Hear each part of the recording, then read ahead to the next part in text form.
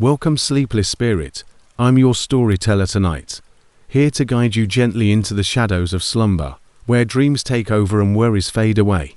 Before we begin, don't forget to like this video and subscribe for more bedtime tales, whispered just for you. Let me know in the comments, where in the world are you watching from, and what time is it as you listen tonight? And if there's a story you've been longing to hear, something spooky, something comforting, tell me. I'm always listening. Now, tuck yourself in. Let the darkness wrap around you like a warm blanket. It's time to let go and drift into the story.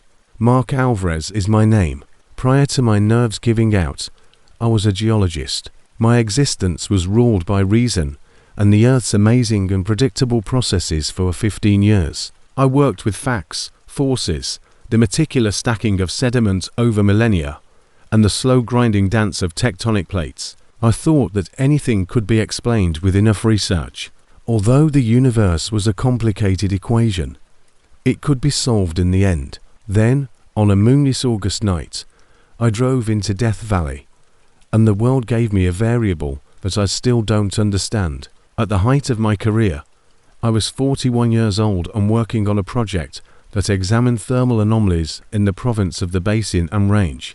According to my theory, some micro fissures in the valley floor were emitting geothermal heating patterns that weren't well recorded. I needed data to verify it. In particular, temperature measurements made between 2 and 4 a.m., when nighttime heat radiation is at its highest. Even though it was a solitary work, I had always felt a deep feeling of tranquility in the desert's emptiness. Because of the place's vastness and quiet, human worries seemed insignificant. I was a devoted parishioner of this Sultan stone chapel. The air was abnormally still that night. Even after midnight, my truck's headlights were distorted by the tangible presence of the summer heat, which was rising up from the asphalt and shimmering waves. I was operating my Ford F-150, a formidable vehicle that had a specially designed rack in the bed for my delicate gear. With its conditioned air and the soft sound of an astrophysics podcast, the taxi served as my haven. I was at ease, secure, and in total command. I was traveling south from Furnace Creek on Badwater Road, like a black ribbon haphazardly strewn across the vast, dark valley floor. The road stretched out in front of me. City lights had not dimmed the dazzling, frigid canopy of stars. I recognized them as constellations, people I knew well. They were ordered and predictable. At 1:45 a.m., the first anomaly happened.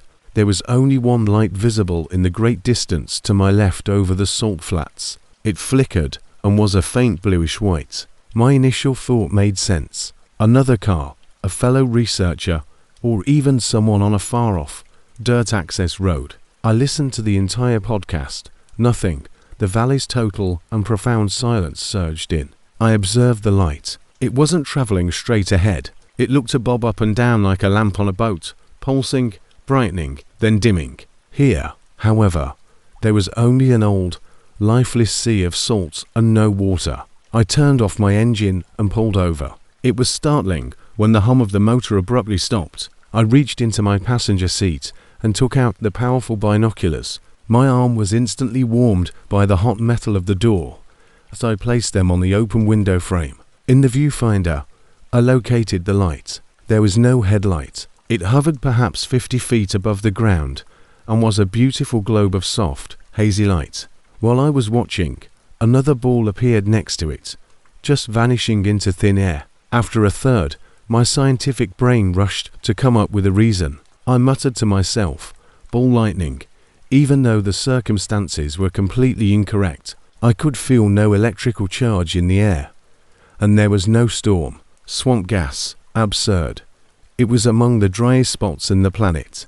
There was no sound, but military flares were possible. They weren't falling, and there was no smoke trail. All they did was hang there. I turned on my truck and kept them in the corner of my eye as I drove. They remained at a distance for 10 minutes, a glowing, quiet trio performing a languid, unfathomable ballet over the salt. There was a part of me that was fascinated, the part that was still rational. I was observing a unique atmospheric occurrence. I ought to be recording it. After then, they began to move. There was no slow acceleration. It happened instantly. In a split second, the three lights in perfect formation flew to the right, covering what must have been several miles. They hovered again and came to a sudden stop. My ribs were pounded by my heart. Such a maneuver is not possible for any known aircraft, for a pilot, let alone any mechanical device. The G-forces would be too great. My knuckles went white as I clutched the driving wheel. A primordial creeping fear took the place of the sense of tranquility had always connected with the desert. The silence was no longer calm. It was dangerous. There was no longer a calm hush. It was cautious. I instructed myself to continue driving, reach my survey spot, take the readings, and return to Furnace Creek's relative normalcy. The lights, however, had different plans. Once more, they advanced straight at me. They weren't soaring through the air. The distance was getting closer at a horrifying rate, and they were low, skimming the desert floor. Now they were lighted by my headlights. Their illumination wasn't intense, and they were roughly the size of beach balls. There seemed to be no shadows created by the gentle, ethereal radiance. They had a graceful, flowing gait that was both exquisite and essentially incorrect. They kept quiet. What frightened me the most was the total lack of sound. No engine roar, no whining, no buzz, no rush of displaced air, just unfathomable speed that is silent. They started to go around my truck. They moved around me with ease, like planets orbiting a sun, even though I was going at 60 meters per hour. A silent, glowing companion would dart in close and pace my passenger window. The odd blue-white light of my pickup lighted the cabin. Sharp relief is created by the scuff marks on the seat and the dust on my dashboard. After that, it would peel off and be replaced by another. Sweat had made my hands slippery. I breathed in rough breaths. My brain's rational side was shouting, attempting to classify and analyze, but the ancient animal side had taken control. It was a predator. They were hunting me. I blew it away.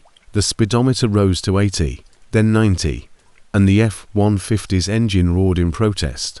The speed felt irresponsible in the dark, even if the road was straight. Without any apparent effort, the lights maintained their speed. They were playing tricks on me. At that point, my equipment began to malfunction. Out of control.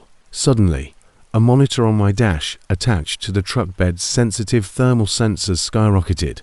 The air conditioner was still blowing cold, but the sensors flew off the charts, showing a tremendous instantaneous heat bloom all around the car. The cab's interior temperature remained constant. Then the monitor died after flickering. From its shell, a whiff of acrid smoke curled. Next, my GPS went. Before becoming black, the screen vanished into a jumble of pixels that showed a place in the middle of the Pacific Ocean. The off-and-on radio flared to life, blaring static at maximum volume. It refused to turn off even after I pressed the power button hard. All that was there was a wall of screaming electronics sound. The lights kept up their ominous, quiet dance. Now that they came nearer, my headlights' concentrated being was overpowered by their glow, which filled my cab. Outside, a ghostly dusk illuminated the desert. The three lights then ceased to circle. They blocked my progress by moving in front of my truck and forming a horizontal line across the road. The tires screamed as I applied the brakes, and the vehicle skidded to a stop just 20 feet away. The engine quit, the headlights went dark, the radio's static stopped, and the three lights combined. Like water droplets coming together, they poured into one another, became one enormous ball of dazzling incandescent light. It was silently hovering in the middle of the road, just in front of my lifeless truck, and it was at least 10 feet in circumference. The light was terrible in its intensity. I had to use my arm to protect my eyes. It was more than light. There was a presence. I sensed it, a weird pressure that vibrated against my flesh. Instead of hearing it with my ears, I sensed a low hum in the bones of my skull. I had absolutely no control over it. I was imprisoned in a metal container. My science is a joke, and my technology is worthless. This inconceivable, scary monster was all that remained of the world as I understood it. For what seemed like an age, I sat still. It felt as though time had stopped. My whole life had been boiled down to this one instant, the silent, glaring light and me. I considered my daughter and wife. I considered how, even if I lived, I would never be able to explain this. I mean, who would trust me? They would claim that I had a mild stroke, a hallucination, or that I had fallen asleep while driving, because that's what humans do. They would come up with a rational answer. We cover up the horrifying holes in our knowledge of the world. I felt a deep, crushing sensation of insignificance as I gazed into the center of the light. My study of geology told the world's story. It took billions of years to tell this tale. However, this felt more mature. The globe itself, as well as me, felt strange. Then it was done, just as abruptly as it had started. The orb remained in place. It simply disappeared. It was there for a moment, a tiny sun shining through the darkness. The following, all that was visible was blackness. It was confusing, the abrupt return to darkness. My eyes hurt. My view is filled with dancing phantom spots. Quiet. The desert's deep. Utter silence came back. For an entire minute, I sat in my truck, shaking. Then the lights on the dashboard flickered back on. The cab's dome light blinked. The engine stuttered, coughed, then roared back to life with a reluctant twist of the key. Through the headlights, the darkness, shedding light on the deserted road in front. It wasn't, yet everything seemed usual. My legs were shaky when I stepped out of the truck. The temperature remained high. The frigid, far-off stars were still there. However, something had changed. The desert had lost its sense of tranquility. It seemed like a private spot. It had told me, in quick and horrifying fashion, a secret. I went to where the orb had floated on the road. It was typical for the asphalt to be warm. However, I felt a strong lingering heat as I crouched down and hovered my palm over the surface. Then I noticed it. A circle was in the center of the roadway, the beam of my truck's headlights. It had a subtle, shimmering discoloration on the blacktop and measured around 10 feet in diameter. I made contact with it. The asphalt was smooth and glossy, and powerful, concentrated blast of energy had melted everything, vitrified it. My thoughts were completely blank as I staggered back to my pickup. My readings were not taken. I stopped my survey there. All the way back to Furnace Creek, I drove recklessly and quickly. I didn't turn around. I was afraid. The following day, I announced my resignation from the project, citing personal health concerns. I couldn't bring myself to be honest with my co-workers. How was I able to? I was going to tell them that I, Mark Alvarez, the rational and logical man, was being pursued by silent UFO orbs that melted the road and destroyed my truck. I didn't return to Death Valley. I am unable to even view images of it at this time. When I close my eyes at night, I can sometimes still see it. That dazzling brightness, silence, and I have the same harrowing sense of insignificance, the terrifying knowledge that the reality I believe to be real actually a thin, brittle facade, and there's movement beneath it, in the great, quiet blackness, items that are not included in our calculation. Was this story enjoyable to you? Please share your thoughts in the comments section, and remember to like this video. Let's go on to our next story now.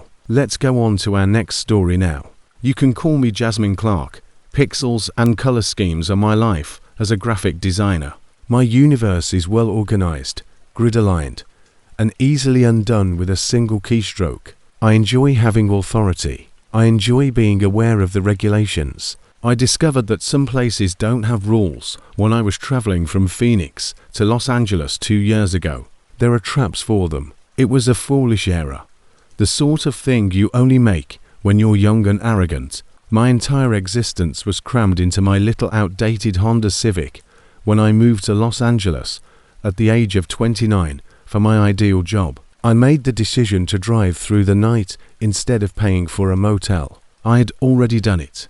An excellent playlist and a couple of energy drinks. What might go wrong? Right up until I reached 29 Palms. The road was fine.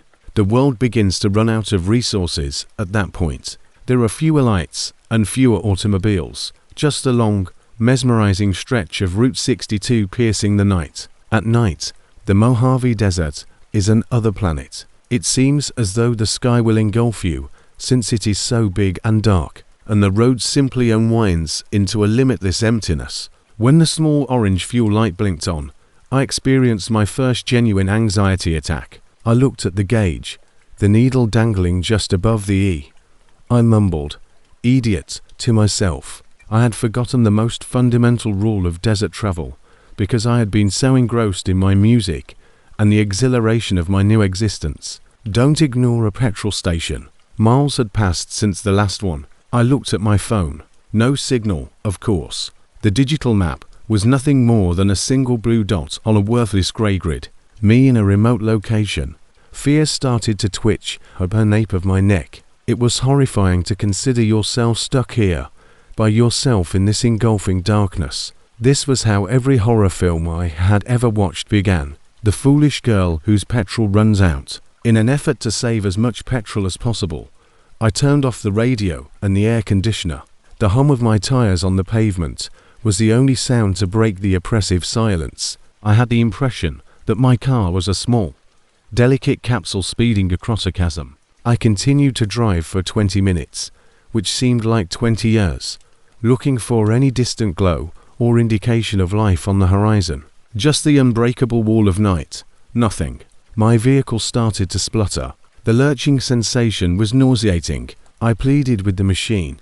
No, no, no, please, as though it could hear me. I could already picture the headlines. On a desolate route, a young woman's automobile was discovered abandoned. Then I noticed a light on the right side of the road up ahead. It's a pool of friendly, welcoming neon, not simply a light. It resolved into a wonderful little bit of Americana as I approached. Despite being a gas station, it had the appearance of a film from the 1950s. It had a modest, tidy building with a sign that simply read GOZ in brilliant red letters, as well as a single vintage-style pump with a glass globe on top. Another sign, open, beneath it. I felt a surge of relief that was so strong it nearly made me feel lightheaded. In fact, I burst out laughing. There was a gas station, of course. Out here, people live. I had no intention of dying. I was just exaggerating. My tires crunched on the spotless gravel as I pulled in. The location was spotless. Not a bit of garbage, not a dust particle. The oppressive darkness was pushed aside by the warm, welcoming warmth generated by the neon light's gentle hum. It had the atmosphere of a retreat or oasis. A man emerged from the small building. The door opened. He was older, perhaps in his 60s, with a full head of white hair and a gentle, wrinkly face. His outfit was immaculately ironed, and he had a name patch that said Jed. "Evening, miss," he remarked in a happy but hoarse voice. "Were you running on fumes?" I responded, my voice shaking with lingering anxiety. "You have no idea. In a literal sense, you save lives." He laughed. "Obtain that out here is a lot. Fill her up, please. Regular is acceptable." To stretch my legs, I got out of the vehicle. The air was warm and had a creosote and dusty fragrance, but it felt different and safer here, under the station's lights. As Jed removed the nozzle from the pump, I observed him. It was an old-fashioned one, with a squeeze handle. I noticed something strange when he began pumping, that he had placed it in my tank. There was no noise, no gurgling of gasoline, no click of the pump coming on. Entering the tank, the pump's numbers were not spinning. They had been painted on. I scowled. "Does it function?" Jed simply grinned, but the smile didn't quite reach his eyes, which were crinkling at the corners. They appeared to be concentrated on something above my shoulder and had a light, washed-out blue color. "She's working perfectly, I see." Thirsty vehicle. In spite of the heat, I shivered a little. There was a problem. The jollity seemed practiced. It felt wrong to be silent. I made an effort to shake it off. After the stress of nearly getting stuck, I was simply exhausted, and my mind was playing games. "We don't accept cards," he answered, maintaining that eerie grin. "Only cash." I took a 20 out of my wallet and responded, "No problem. I should be able to get to the next big town with that." He completed reinstalling the silent pump's nozzle. "Everything is ready." He went inside after taking the 20. I looked through the glass at my gasoline gauge. F full was indicated by the needle. I felt a little silly about being so paranoid. Jed returned with a boiling foam cup in his hand. He said, "On the house," and extended it toward me. "For the long road ahead," I told him. "Oh, you don't have to." But he persisted. Best he looked straight ahead as he said, "Coffee in the Mojave." I accepted the cup. The temperature was warm. I brought it up to my nose. It had an odd, non-coffee scent. It had the smell of dust, old paper, and dry dirt. A thick, old dust. I simply thanked him with a grin because I didn't want to be impolite. He said, "Drive safely now," and watched me get back into my car from the door. After inserting the cup into the holder, I turned on the motor and re-entered the highway. I took a quick look in my rearview mirror. Still standing there, a lone figure in the warm neon light, was Jed. The station vanished, engulfed by the shadows behind me. The relief had returned. I had the remainder of the drive ahead of me. A full tank of petrol, and coffee that smelled strange. The familiar buzz of the road took the place of the anxiety. I think I drove 4, 5, or 10 minutes. I had just begun to calm down, so the adrenaline would subside. My automobile then sputtered. It couldn't be, but the lurching, dying sensation was the same as before. The gauge indicated full. The needle had been firmly on F, and I watched in terror as it started to plummet. It was not a slow one, as though someone had yanked a plug. It plunged. FE the engine gave one final cough and died after 3 seconds. On the shoulder of the road, I coasted to a stop. Once more, the hush rushed in, this time more sinister and foreboding. I flipped the key. Nothing. Not even the engine would start. My blood froze. The coffee cup in the holder caught my attention. I grabbed it. It was deserted. I hadn't even had a sip. I flipped it over. My hand was covered in a fine brown powder. Dust was the substance, only dust. My heart felt like a crazy drum hitting my ribs. Desperately, I searched my rearview mirror for the gas station's illumination. It ought to have been apparent. I hadn't gone that far by car. Nothing was present, only the smothering darkness, starless and everlasting. I reached for my phone. No signal yet. Once more, I was stranded. However, things were different this time. It was more than just terrible luck. It was a ruse, and difficult trick, cruel. I exited the vehicle and turned to face the road where the station had once stood. The shot was straight. 4 miles, I could see. It could not have been on a side road. There's no hill behind which it could hide. It just wasn't there. It had never existed. I felt the understanding strike me like a physical blow. The dusty coffee, the quiet pump, and the gas station Jed. It was a haze, a hallucination. However, it had seemed so genuine. My fuel gauge, the man's eerie eyes, the warmth of the cup, and the gravel beneath my tires. The system in my car indicated that the tank was full. I unscrewed my gas cap. I inserted my finger. It was dry, not even a drop. I had also taken the $20 out of my wallet. In the middle of night, I found myself standing on the side of Route 62 with a dead car and an empty gas tank that my own car had informed me was full. Quote, dessert wasn't just it was hungry, but empty. It was a flawless, lovely falsehood that had held out a ray of hope before me. Then it had taken it away, leaving me much more frightened and stranded than before. I'm not sure how long I remained there, immobilized by a terror so intense that it seemed like a disease. Eventually, the eastern sky turned grey with the first hints of dawn. I could see the vast, deserted terrain all around me in the fading light. Nothing was present. There were no side roads, no buildings, and no indication that there had ever been a petrol station or anything similar there. I was discovered by a highway patrol officer a few hours later. I sat in my car and gazed at the deserted road. I attempted to describe what had transpired. I informed him about Jed, the petrol station, and the gasoline gauge. He looked at me with the face that liars and hysterics get. He illuminated my gasoline gauge. It was on E-mam, he stated in a weary and condescending tone. Your gas just ran out. It occurs. When you're exhausted and afraid, your mind might fool you. He made arrangements for a tow vehicle. After being driven to the next town, I got my car started, filled it with gas, and resumed my journey to Los Angeles. However, the thrill had vanished. It felt like an ideal job. That night, something inside of me had broken. I currently reside in Los Angeles. I'm employed. My apartment is mine. However, I no longer drive at night. If I can avoid it, no. And since I occasionally spot a neon flashing in my peripheral vision while driving a warm, tempting glow on a pitch-black stretch of road, I am constantly, obsessively mindful of my gasoline gauge, and I am aware that it isn't actual. It's an echo, a remembrance. The desert serves as a reminder that it is still out there, keeping watch, waiting, and laying traps.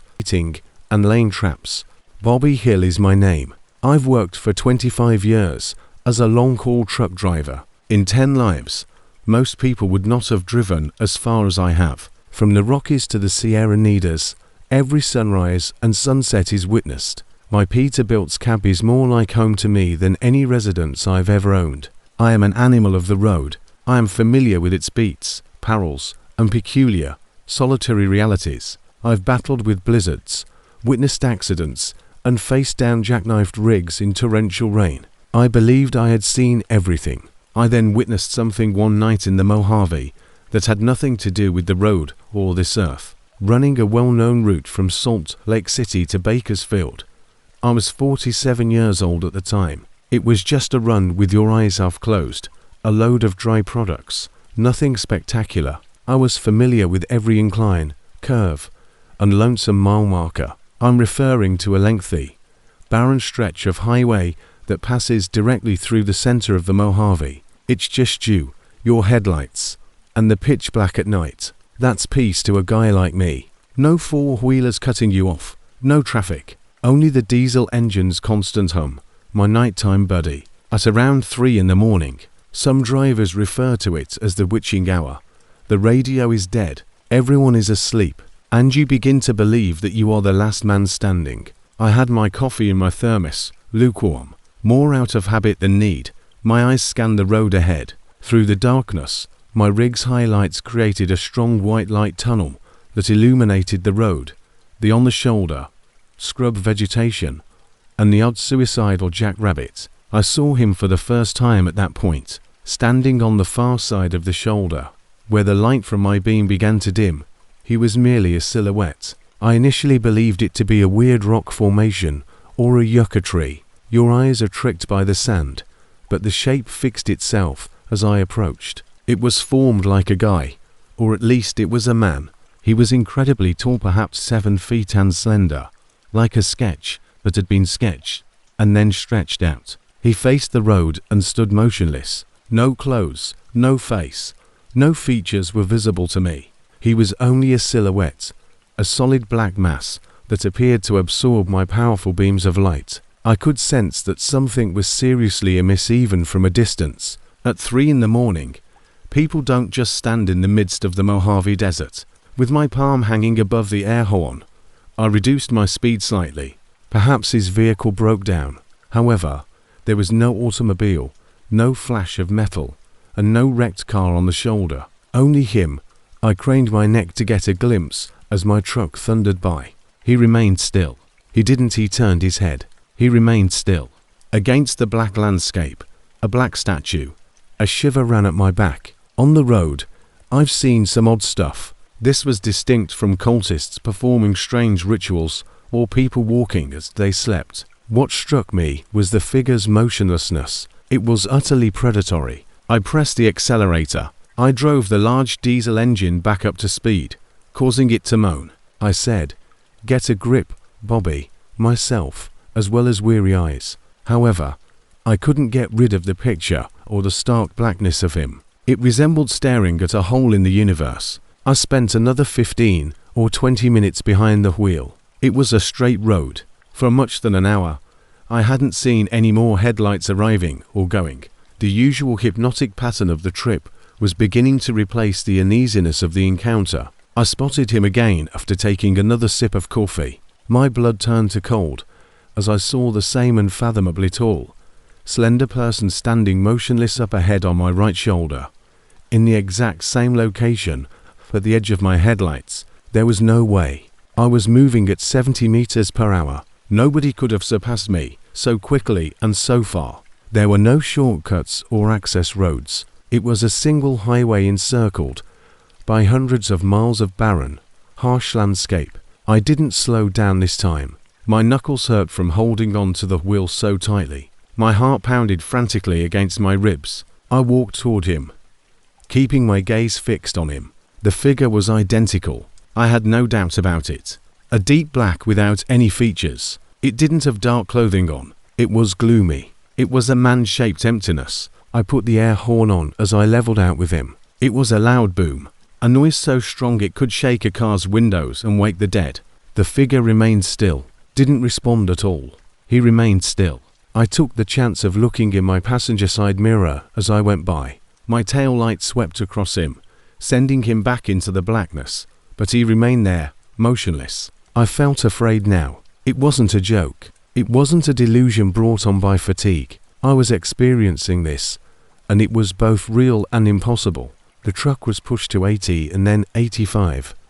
I didn't mind that the rig shook and rumbled. I desired separation. I desired to distance myself as far as possible from that item. I drove while checking the darkness behind me with my eyes fixed on my mirrors. The road was empty. Nothing. As my dread subsided, a desperate and frenzied drive to justify took its place. Perhaps there were two of them, brothers, or some strange artwork. However, the justifications seemed flimsy and pitiful. I was aware that what I had witnessed was illogical. I made the decision to stop searching for him. I would simply look straight ahead, concentrate on the white lines, and drive till dawn. It would be better in the sun. The shadows would be burned away by the sun. I nearly missed it because I was so preoccupied on the road ahead. I saw a movement flicker in my passenger side mirror. I jerked my head toward it. My heart stopped beating. He was present. He was no longer on the shoulder. He was sprinting and in the lane next to me. I have to explain things to you. I was riding an 18-wheeler at over 80 meters per hour. Just the wind shear is amazing. Additionally, this shadow man was effortlessly keeping up with my cab. Now, against the dim light of my own running lights, his shape was more distinct. He was tall and thin, with limbs that were excessively long and joints that bent at slightly incorrect angles. It seemed to take no effort at all for him to run with a loping, effortless gait. The pavement didn't seem to be pounded by his feet. As they passed over it, the only sound was the noise of my own engine, no panting, no footsteps. He moved his head in my direction. I was still unable to see a face. It was merely a black, smooth oval. However, I sensed that he was observing me. His eyes were on the side of my face, and I could feel their dead, icy pressure. Like a scientist examining an insect, the expression was one of unadulterated, emotionless interest. I let out a yell. It wasn't a word. The sound was ripped from my throat, a savage animal cry of sheer dread. The trailer behind me fishtailed and groaned as I maneuvered the rig. The tires let forth a screech. For a frightful moment, I believed I was going to lose it and roll the entire thing in the middle of the desert. After struggling with the wheel, I brought the truck back in control. My gaze quickly returned to the passenger window. He had left. The huge truck shook and screeched to a stop in the middle of the highway when I stomped on the brakes. Suddenly, the only sound in the vehicle was my own ragged, frantic breathing. I checked my mirrors, the windows, and the road behind me.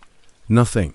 Only the desolate, quiet desert illuminated by my headlamp's icy, antiseptic light. I sat there for a while, trembling so much that I had trouble keeping my hand on the gear shift. At last, the sun began to rise, illuminating the sky with pink and grey tones. I didn't feel secure in the light. Everything only exposed the utterly terrible desolation of the location where everything had occurred. Eventually, I managed to restart the truck. In dumb amazement, I drove the remaining distance to Bakersfield. I drove my rig directly to the company yard after delivering my load and gathering my papers. I gave the dispatcher my keys. I told him I was done.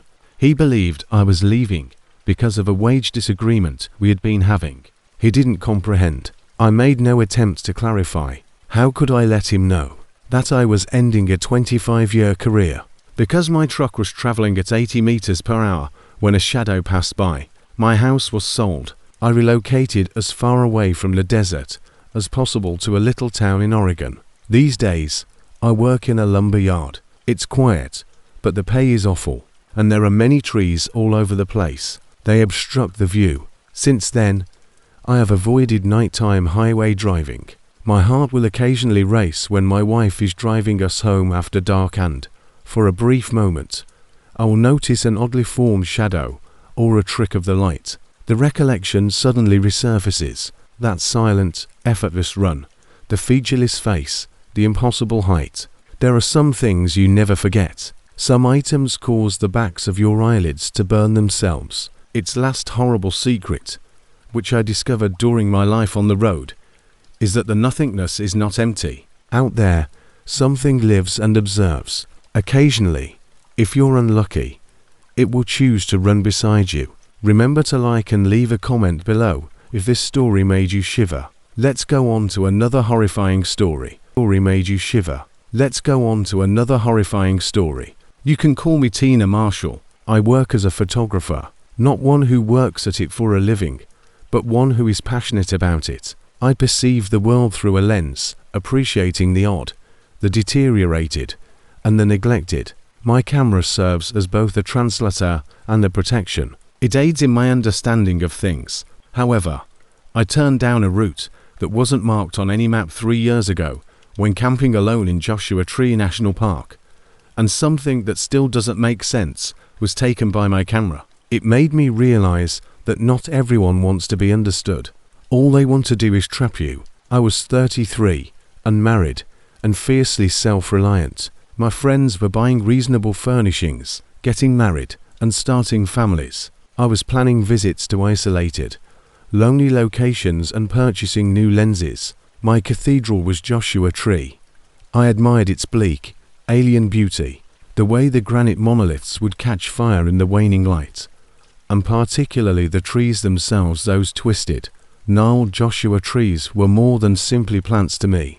They were sculptures. Each one narrates a tale of survival, wind, and sun. They appeared to be caught in a silent dance that had been going on 4 generations. That was the thing I kept thinking. A dance without sound. I didn't realize that thinking would turn into something so evil. I had a straightforward plan. Arrive late on a Friday, set up camp at Jumbo Rocks, and go hiking and shooting over the weekend. The trees beneath the full moon were what I wanted to photograph. I had planned my trip around it. I couldn't stop thinking about those weird humanoid figures in ethereal moonlight. Due to the usual soul-crushing traffic on the Tendon East, I left Los Angeles later than I had intended. Upon eventually turning off Highway 62 and making my way to the park entrance, it was much past 1000 p.m. already. The moon was so bright that it washed out the stars and left long, sharp shadows on the desert floor. It was a pristine silver disk in the ink-black sky. I had hoped for precisely that. In the town of Joshua Tree, I went through the west entrance to the park. Naturally, the ranger station was closed. I continued driving as the well-known Park Boulevard twisting road stretched out in front of me. At night, the park is a different place. The Joshua trees with their arms extended appear to be waiting for you, and the rock formations like sleeping giants. A deep quiet exists that is both serene and quite disturbing. I ought to have been more aware of the signs. I was exhausted, enthralled with the moonlit scenery, and already planning pictures. The Jumbo Rocks campground turnoff was the one I was really searching for. I believed I spotted it, a tiny wooden sign, partially obscured by a big boulder shadow. Even though the letters were faded and the sign was old, I was positive it stated Jumbo Rocks. It felt a little strange, pointing down a dirt road. Although parks alter things, I thought it might have been a back entrance or an overflow area, because I remembered the main campground road being asphalt. I turned, then. My little SUV managed the grate on a dirt road. It was narrow and well graded, with a thick Joshua woodland on either side. As I drove by, their tangled arms appeared to reach for my car as their spiky bodies jammed the road's boundaries. My windshield was covered in a dizzying, strobing pattern of light and shadow as the moonlight streamed through their branches. The effect was mesmerizing. For what seemed like 10 minutes, I drove. Deeper into the woods the route wound unturned. By now, I ought to have arrived at the campground. I should have noticed the forms of tents and a VS, as well as the glow from other campfires. However, nothing was present, only the moon, the road, and the silent trees that watched. A knot of uneasiness started to form in my stomach. This was incorrect. I looked at my phone. No signal as anticipated. Out here, the car's GPS proved ineffective since it couldn't latch onto a satellite. I was alone. I made the decision to continue for just 5 more minutes. I would turn around if I saw nothing. The road remained the same after 5 minutes. The same winding passageway of gnarled trees. The dust I had thrown up settled about me in a spectral haze as I slowed to a standstill. When I turned off the engine, there was complete silence. I exited the vehicle.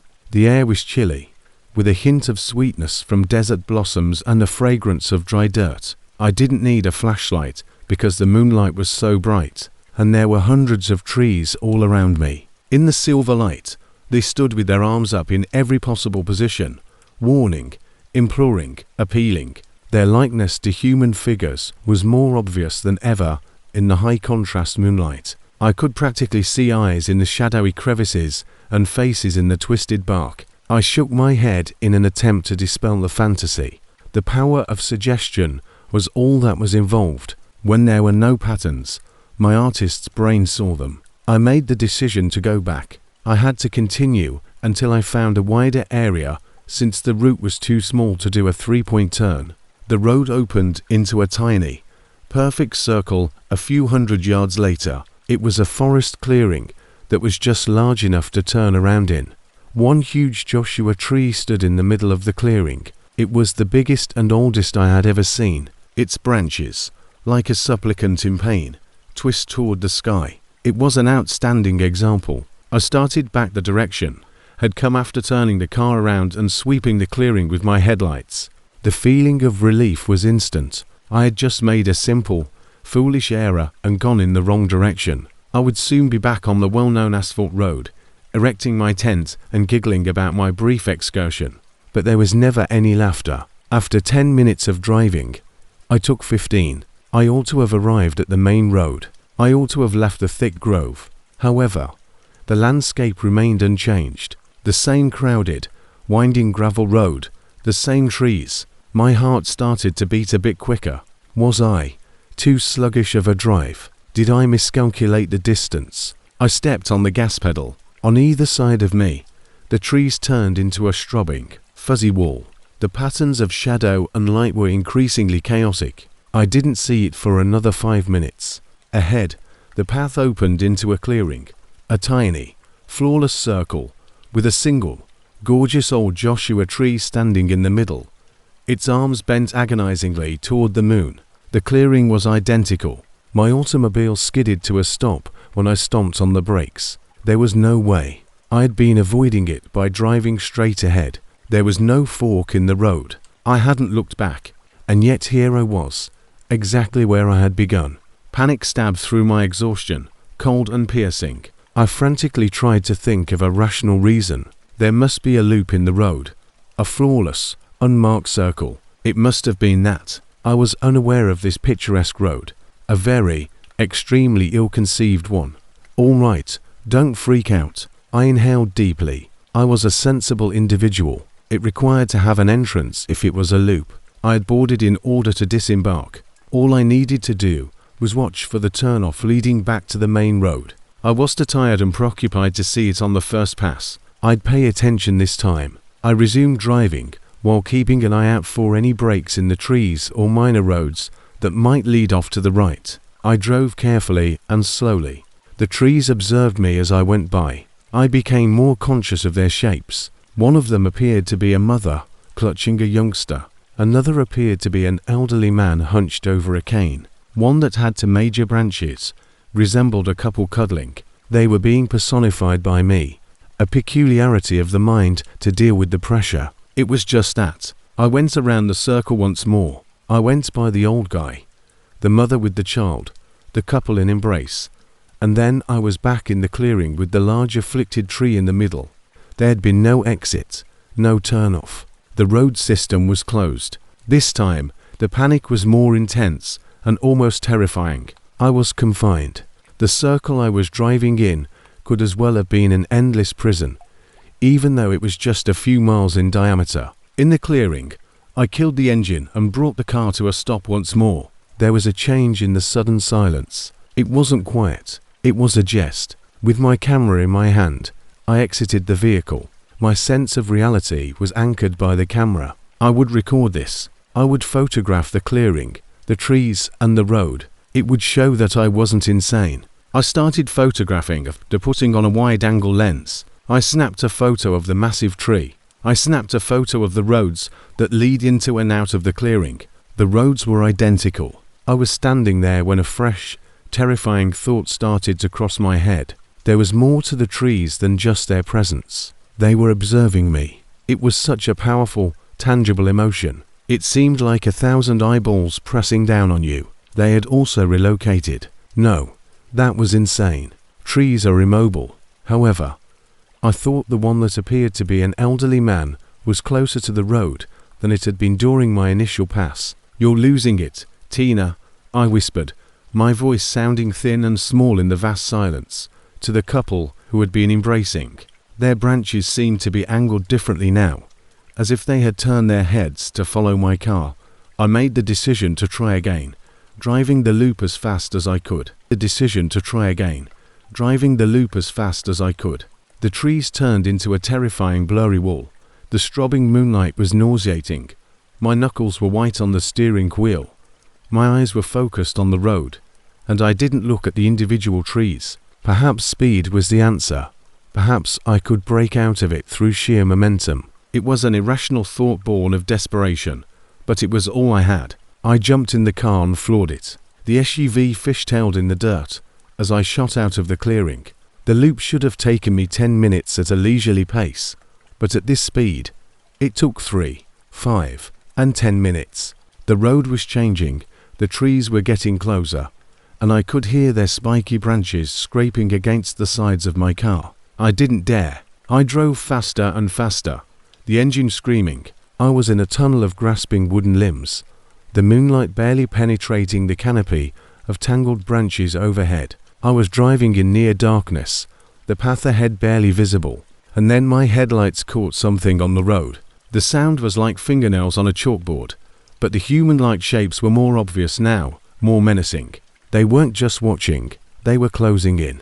Their arms, which had seemed to be reaching for the sky, now seemed to be reaching for me. I slammed on the brakes and saw a Joshua tree in the center of the small route. It had never been there before, and I would have struck it. It was tall and gaunt, with 2 main branches that seemed to be blocking my passage, like someone holding out their arms and yelling, "Stop!" As I sat there with my headlights shining on this impossibly tall sentinel and my motor idling, I realized with a chilling certainty that I was stuck and unable to move ahead. I grasped my camera, the only thing that came to mind, my shield, my translator, and I pointed it at the tree that blocked the road. Through my tear-streaked vision, I pressed a shutter button, and the flash went off, a brilliant blinding burst of white light that bleached the scene for a second. I was so terrified that I couldn't go back. The road behind me was gone, and the trees had closed in. Tears of pure terror ran down my face, and I saw it in that one frozen instant of the flash. It wasn't a tree. The flash burned away the illusion for the smallest fraction of a second, and it was a man, a tall, gaunt man, with skin the color and texture of gnarled bark, arms outstretched, fingers elongated into spiky twigs, a face a mask of ancient wood, and eyes that were dark hollow knots. He wasn't alone, though. There were dozens of other people on either side of the road, lit by the flash. I was looking at a grove of Joshua trees, one of which was in the middle of the road, but I had seen it. My camera had seen it. The couple was embracing. They were figures, a hideous mixture of flesh and wood. They were all frozen in the act of turning towards me. Their hollow eyes were focused on my car. The flash went out and the illusion was restored. The truth is that I don't remember making a conscious choice. Instead, my body followed its instincts. Driven by a rush of primal adrenaline, I threw the car into reverse without checking behind me, stomped on the accelerator, and hoped the road was still there. The car sped backwards, branches snapping and screeching against the metal. I spun the wheel, and somehow, I was able to turn the car around without getting stuck. I do not know how long I drove like that, blindly, frantically, but then I saw it, the blessed, beautiful sight of pavement shimmering in the moonlight, and I hit the main road with a jarring bump, my tires finding purchase on the solid asphalt. And I did not slow down. I did not follow the road. Instead, I made my own, smashing smaller trees, bouncing over rocks, and crashing through the scrub brush, all the while screaming, a constant high-pitched wail of fear. I didn't care which way I was going as long as I was getting out of that place. So I turned the wheel and drove until the sun came up, and I didn't stop until I was in the fluorescent-lit safety of a 24-hour diner in India. I sat in a booth trembling for an hour before I could even order coffee, and it took me a week to get home before I could bring myself to look at the camera. But when I did, I uploaded the pictures to my computer, and there they were all there, the clearing, the road, and the final one, the one I took with the flash. My camera, my shield, my translator of reality had lied. Or perhaps it had told the truth, and the truth was so horrible that it couldn't be allowed to exist. I clicked on it, my heart thumping in my chest, and the image loaded just a picture of a Joshua tree in the middle of a dirt road, caught in the harsh glare of my camera's flash. There were no figures, no bark-skinned men, no hollow eyes, just a tree. Place had reached out and changed it, so I erased the picture, erased all the pictures from that night, sold my camera and all my lenses, and stopped going to the desert because I know what's really there. The trees aren't dancing, they're waiting, and some roads lead nowhere but to the jaws of a trap that slowly closes in on you. If this story didn't make you feel warm, don't forget to like and comment below. Let's move on to next scary story. Eddie Thompson is my name. I am 52 years old, and I sell irrigation systems to Imperial Valley farmers. It is a source of income. There is a lot of driving involved, primarily on long, straight, hot, sun-dappled roads. I've spent my entire life on these roads. I am aware of their emotions. I am aware of how the darkness may appear solid at nightfall, and how the light can deceive you. I'm a sensible guy. I trust what I can see and feel. However, I took a lift to a young man one night on a desolate section of the S22, and he taught me that some things you can feel and touch are much more terrible than dreams. In late September, it was a Tuesday. The evening was nice, and the heat had finally subsided. After a sales call up near Virago Springs, I was on my way home to Broly. It was growing dark, that enchanted moment in the desert when the mountains become flat black outlines and the sky turns a rich bruised purple. That time of day is my favorite. It's calm and serene. The Virago Sultan Seaway, also known as the S22, is a lonely road. It slashes across the Onza Virago deserts untamed, bare badlands. Park State. Nothing is out there. Rock, sand, and the occasional coyote. No homes, no gas stations. I had my windows down. A classic rock station was playing on the radio, and the cool desert air was coming in. My wife was probably preparing a steak for supper, and I was thinking about it while enjoying a cold beer. He was approximately half a mile away when I saw him. There was a figure moving in the same way as me, strolling along the road shoulder. Out there, especially at dusk, that's unique. Both places are inaccessible for walking to and from. My initial assumption was that his vehicle must have malfunctioned. I began looking for a car by the side of the road, but I couldn't see one. Only the man, moving at a slow, steady pace. He looked youthful, perhaps in his early 20s, as I drew nearer. He wore trousers and a basic t-shirt, with a knapsack thrown over one shoulder. He was not showing his thumb, wasn't attempting to stop me. He simply continued to walk while gazing straight ahead.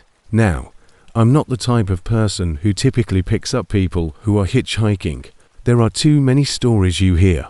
However, this felt distinct. The child appeared well-groomed, and the place was utterly desolate. Well, leaving him out there felt wrong. The temperature would quickly drop because the sun had already set. After nightfall, it was not a safe area to walk. It almost felt like my responsibility. About 20 feet before him, I parked my pickup vehicle on the sandy shoulder. Leaning over, I opened the passenger door. "Need a ride?" I yelled. He paused his stride and turned to face me. His eyes were a clear blue and his face was lovely and open. He appeared neither astonished nor even relieved. He merely gave a nod. He remarked, "That would be great." He spoke quietly and calmly. "Thanks." He went over and threw his backpack on the ground before jumping in. I retreated onto the deserted roadway once he shut the door. "Car malfunction," I said, striking up a conversation. "No car," he stated plainly. "Going on a hike." He gave a nod. That kind of thing. I didn't mind that he wasn't particularly communicative. Personally, I'm not much of a chatterbox. For a few minutes, we traveled in pleasant stillness. Only the gentle music on the radio and the hum of the tires could be heard. He simply sat there and gazed at the fading scenery beyond the window. At last, I said, "My name is Eddie." He turned to face me and answered, "My name is Leo." He smiled modestly and courteously at me. I couldn't quite place it, but there was something strange about him. He was still. It's an odd way to characterize someone, but it's the only appropriate word. Like a stone at the bottom of a river, he exuded complete peace and serenity even when he moved. He was also clean, to tidy. There was no dust on his clothing. He has no scuff marks on his sneakers. He had been strolling down a dusty, sandy road, yet he had the appearance of someone who had just left a department store. "So, where you headed, Leo?" I inquired. "Just down the road is fine," he answered, his voice still quiet and even. "Anywhere is acceptable." It was an odd response. "Are you from this area?" He gave a headshake. "Not at all." Once more, the conversation ended. I became a little uncomfortable. Picking him up as a pleasant gesture was becoming into something else. Now the cab was thick with quiet. I gave him a quick look. His hands were on his lap, and he was staring at them. They weren't the hands of a man who had been hiking in the desert. They were clean and well maintained. I gave it another go. "So, what do you do, Leo?" He remained quiet for a while, as though he was thinking over the question. "I walk," he finally said. "You walk for a living." I tried to lighten the situation by laughing. He didn't laugh in return. He simply gazed at me with those serene, unclouded blue eyes. "I walk," he said again. "Sometimes I tell stories, and other times I listen to them." The level of creepiness increased even further. I was beginning to feel quite bad about my good deed. In the midst of nowhere, I was by myself with a really odd young man who makes his living by walking. My thoughts began to race through every horror story I had ever written off. "You know," I remarked, a bit too loudly, "noisy, a bit too happy. My spouse has invited me to join her for dinner. I'm probably better off moving on." I depressed the accelerator a bit more. Leo remarked softly, "That's a nice story." "What?" "Dinner is being prepared by my wife." "Yes," he replied, glancing back out the window. A man returning home with his spouse. A safe haven, a hot dinner. It's a compelling tale. I was at a loss for words to that. He spoke as though he were discussing a fairy tale, something he had never seen but had read about in a book. We continued driving. The landscape beyond the cone of my headlights was a wall of complete darkness, and the last traces of light had vanished from the sky. The road was empty and continued straight. Abruptly, "You can let me out here," he remarked. I took a look around. We found ourselves in the midst of nothing. 4 miles in all directions. There was nothing. Only rock, sand, and blackness. I asked incredulously here. "This place is empty." Still totally calm, he insisted that this was all right. I was more than willing to comply. I reduced my speed and dragged the truck to the sandy, soft shoulder. I would prefer that this child leave my taxi as soon as possible. I tried to seem normal as I answered, "Well, all right then, Be careful when you're out there. You too," he continued. "Eddie." He smiled politely and gave me the same little smile. He retrieved his backpack, unlocked the door, and went outside. He closed the door after saying, "Thanks for the ride." I didn't hold out. I pressed the gas right away, before gaining traction and creating a massive dust cloud. The truck's back wheels briefly spun in the soft sand. To make sure he was clear, I checked my rearview mirror. He had left. I blinked. I had just caught a glimpse of him. Just 2 seconds ago, he had shut the door. Just 2 seconds ago, he had shut the door. I checked the mirror on my passenger side. Nothing. Through the passenger window, I peered. Nothing. He couldn't have simply disappeared. He must have fled into the darkness or ducked down. Only the moment I turned my head away. But there was nowhere to flee. Secondly, the terrain was wide and level. My taillights would have lit him up for a few seconds, even in the dark. I had a racing heart. 100 feet from where I had dropped him off, I halted the truck once more. The headlights carved to white tunnels into the night when I shifted it into park and left the engine running. I have to be aware. If I didn't figure this out, it would be a persistent problem for me. I retrieved the bulky mag light from behind my seat and exited. Now the air was frigid. The hush was tremendous. "Leo," I exclaimed. I spoke in a weak, stupid voice. No response. I made my way back to where he had exited the truck. The shoulder was covered in light, nearly powdery sand. I could clearly see my own footprints after exiting the truck. I pointed my flashlight at the spot where he had been standing. On the floor near the passenger door, nothing was there, not even a single footprint. I made a broad circle with the flashlight's beam. Where I had pulled over, my tire prints were as visible as day. Leo had stepped out onto the soft, yielding sand from the passenger side, but my own footsteps were visible leading from the driver's side door. Not a single mark, scuff, dip, or disturbed particle of sand was there. He appeared to have been composed entirely of air, lacking any weight or substance, as though he had never been there at all. However, he had visited and spoken with him. I'd seen him. He had sat in the passenger seat, which was still a little indented. There was still the door he had opened and shut. He had left no trace, but he was real. I was struck with a horror I had never experienced before, a fear that was cold and primordial. This was no trick or hoax. It was impossible. Something else entirely. Something that defied every rule I believed I understood. My feet scampered back to my automobile, slipping and creating awkward, deep prints in the sand. I locked it, slammed the door, and flung myself into the driver's seat. I put the truck in drive and drove away, not giving a damn about the road, just wanting to get out of that place. It was almost absurd how fast I drove the rest of the way home. I didn't switch the radio on again. Even my breathing was abnormal. I drove, almost expecting to see him sitting there grinning his cool, courteous smile, my gaze flickering from the road to the vacant passenger seat, and then to the rearview mirror. Upon entering my home, my wife gave me a quick glance, regarded my pallid, perspiration-drenched face, and realized that something was seriously off. The narrative came out as a confused, terrified mess when I tried to relate it to her. A hitchhiker. Not a single footprint. He simply disappeared. She believed I had a waking dream and was tired. She called it highway hypnosis. I gave her the impression that it was simpler. However, I was aware of what had occurred. I had transported a spirit, a ghost, or a tale. What was it he said? Sometimes I tell stories, and other times I listen to them. He might not have been a ghost in the conventional sense. He might have been something else. A collector is a desert creature that wanders the desolate highways and compiles the stories of those who have traveled there.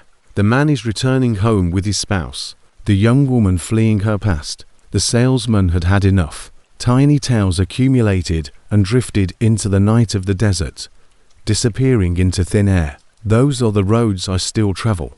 Although it's part of my employment, I no longer drive them at night, if I am able, because I am aware that the desert is full with stories, and that some of them are walking in search of a ride, and are too light to leave tracks in the sand. I never, ever stop for anyone. Ever stop for anyone. I'm called Angela Ruiz. I work as a night shift nurse in a Palm Springs hospital. My life is going backwards at the age of 36. My night is a haze of fluorescent lights, beeping equipment, and the silent agony of strangers, and my morning is when everyone else is having dinner. The odd hours are nothing new to me. The darkness is nothing new to me. I believed that I was impervious to the tricks that the night can pull on a worn-out brain. Next, I discovered a diner that isn't shown on any map. Only while everyone else is asleep can I see a spot that taught me certain things. At 11:30 p.m., my shift ends. After a demanding 12-hour workday, I'm generally exhausted by the time I make it to the staff parking lot.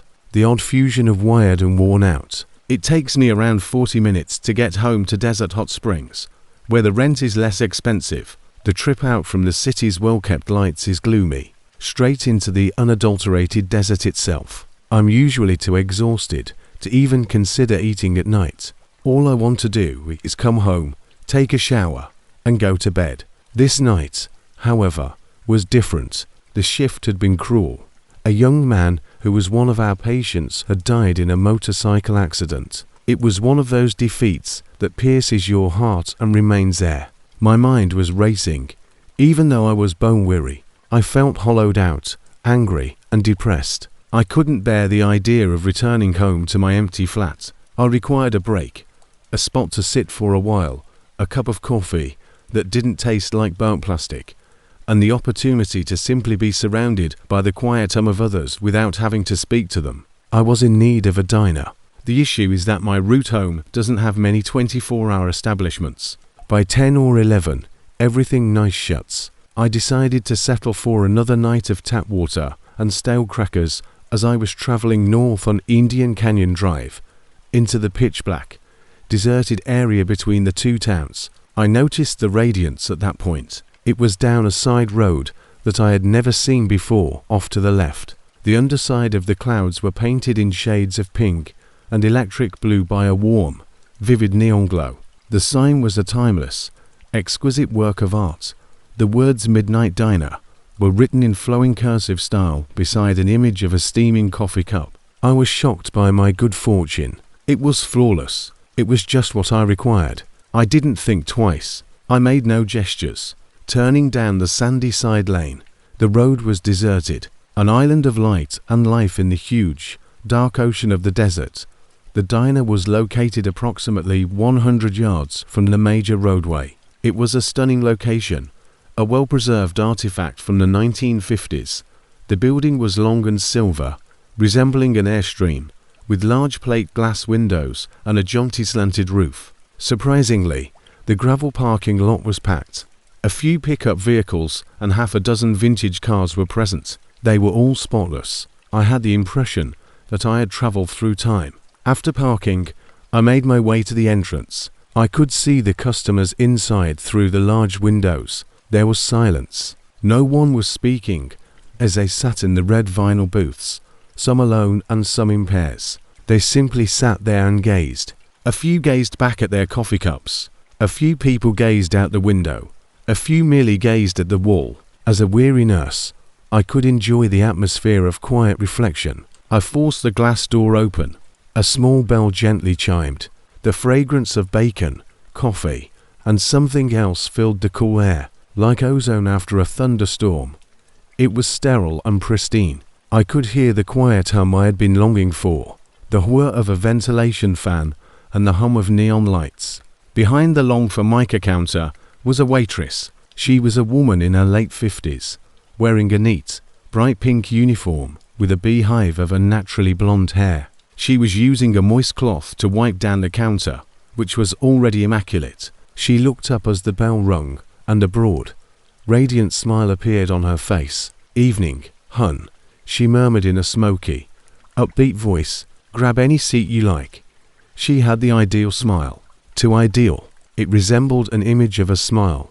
Her eyes were a flat grey, and the muscles surrounding them seemed to be unaffected.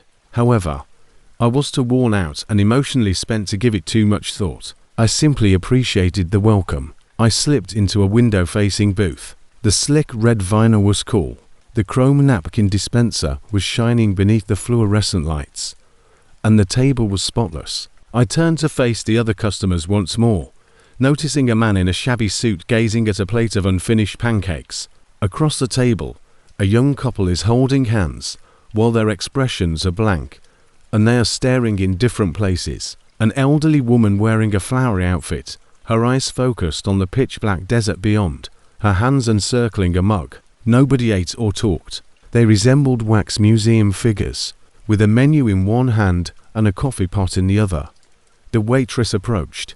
With an unwavering smile, she said, "What can I get for you, sugar?" "Just coffee for now, thanks," I replied. She filled a thick white ceramic mug with coffee. The coffee had a lovely aroma and was black. "You look like you've had a long night," she stated. It was a statement rather than a question.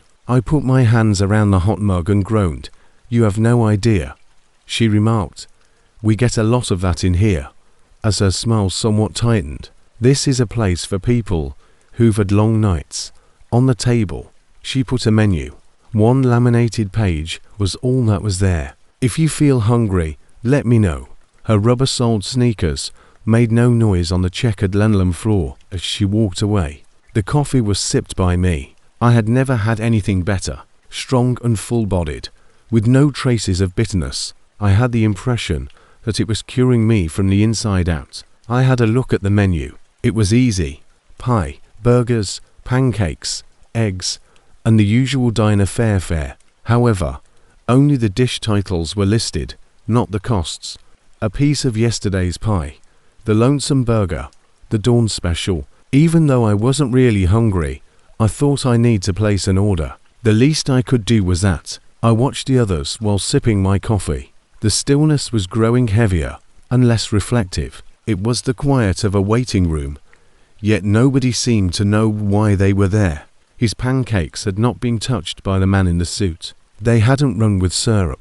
It simply rested in a flawless, glossy pool. The young couple was still there.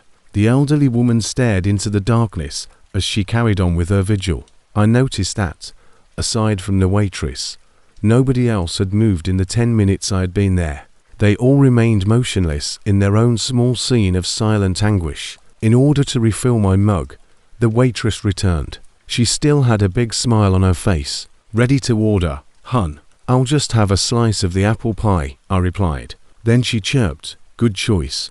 Warms the soul." She vanished through to silver doors that swung into the kitchen. I drank the coffee for a long time again. The fatigue was subsiding, but a peculiar hyper-aware lucidity was taking its place. I became more aware of the details. The wall clock was a vintage Kit Kat clock with a wagging tail and moving eyes, but its hands weren't shifting. It was precisely midnight when they were frozen. There was a vintage Coca-Cola calendar next to it, but it was missing a year. October was all that was written. Missing a year. October was all that was written. Henry Lawson is my name. I used to sell industrial cleaning supplies, and I'm 44 years old. Although it's not a glamorous work, it was enough to cover expenses. It also meant I drove a beige business vehicle across the state on a network of asphalt for a large chunk of my life. Between Sacramento and the Mexican border, I have seen every town, rest area, and greasy spoon eatery. I believed I was familiar with Californian highways. I was mistaken. No matter where you wish to travel, there is only one road, or perhaps there are all of them. Its only concern is returning you to a place from which you are yearning to get away. That location for me was Barstow. I have no animosity toward Barstow. Not at all. It's merely a town, a hot, dusty center of fast food restaurants and roads in the middle of the Mojave. However, it had come to represent failure for me. I had only been there for 2 days, attempting to get a big trucking facility to agree to a deal. I was in dire need of the deal. My ex-wife's lawyer was delivering letters that felt like little paper daggers. My boss was making scathing remarks, and my numbers were dropping. This victory was much needed. I didn't understand. The transaction collapsed in a spectacularly humiliating way at the last minute. I had been nearly laughed out of his office by the purchasing manager, a man with a countenance like a clenched fist. Thus, I found myself sitting in my Ford Fusion in the parking lot of a lifeless chain, 8 p.m. on a Thursday. The neon sign at the motel flickered like a dying heartbeat. The agreement was nullified. My career was in a state of decline, and I just wanted to leave that town. I wanted to never look back and put Barstow in my rearview mirror. I just wanted to get home to my empty, depressing Bakersfield apartment, pour myself a tumbler of cheap whiskey, and put the whole awful situation out of my mind. It should have been an easy drive, no more than 2 hours. Simply drive on the 58 West, the shot is straight. 100 times I had done it. The gravel crunched beneath my tires like broken teeth as I pulled out of the motel parking lot. As I turned into the expressway, I could feel the relief. The wide black vastness of the desert stretched out in front of me as the lights of Barstow faded behind me. Liberty. My knuckles were white on the driving wheel as I drove for approximately half an hour, constantly rehearsing the terrible meeting in my head. In my stomach, the shame and rage were like a hot coil. In an attempt to block out my own thoughts, I turned up the radio, but all I could hear was a loop of small-town country tunes and bail bondsman advertisements. I felt worse as a result. Only the occasional pair of headlights going in the opposite direction illuminated the pitch-black road. The moon was a thin sliver, providing no solace. The long, lonely ribbon of asphalt and I were alone. I eventually began to feel a little more at ease. The road's rhythm was doing its spell. I was trying to remove myself from my failure. It was then that I noticed the sign, a large green reflecting sign that was shining brightly in my headlights. 5 miles to Barstow, it stated. I blinked. I must have misread that. Perhaps it was an ancient sign that had been misplaced. It must have been. It had been more than an hour since I left Barstow in my car. I looked at the navigation system in my car. On the 58, the small blue arrow was pointing west. The readout said that I was halfway to Mojave, just where I should have been. I gave a head shake. It was an anomaly. Tired drivers are confused by a strange sign that has been forgotten. I continued to drive a bit more attentively. A tiny, icy stone in the bottom of my stomach was the uneasiness. A sign that looked just like the first one emerged 10 minutes later. Barstow. The next 3 exits. My blood froze. This was no coincidence. There was a serious problem. I took another look at the GPS. It still displayed me traveling miles to the west, from the metropolis I had so joyfully abandoned. However, the tangible, real-world signs were giving me a different impression. They said I was coming from the east towards Barstow. No. I replied out loud in a strained voice. No, that's not possible. Perhaps, I reasoned, I had somehow gotten lost.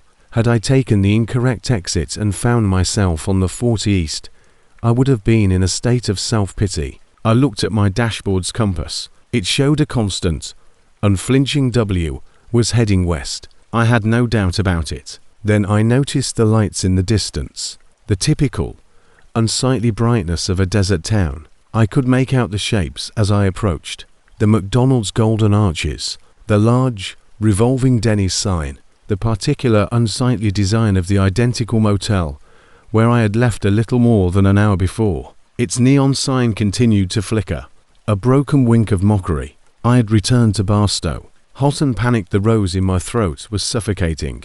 I hadn't gotten out. I hadn't looked back. The 58 West, the freeway that was meant to be my escape route, had inexplicably twisted around and brought me back to where I had started. My brain wouldn't believe it. It must have been a dream, a nightmare triggered by fatigue and stress. Or perhaps it was just another town that had a strikingly similar appearance, a strange doppelganger in the desert. I knew it wasn't, though. The tire business with the damaged sign, the gas station with the fading mural. I had just departed from this section of Main Street. I continued. I didn't even reduce my speed. With my heart thumping my ribs, I drove around the town in a day. My hands were shaking when I returned to the 58 West. I would pay attention this time. I would observe every landmark and sign. I wouldn't fall for it. I drove into the desert once more. Behind them, the lights of Barstow disappeared. I was overwhelmed by the darkness. Now I was hyper-aware. I kept an eye on the mile marks. 10 miles west of Barstow. At 1125. Everything was as usual. The GPS concurred.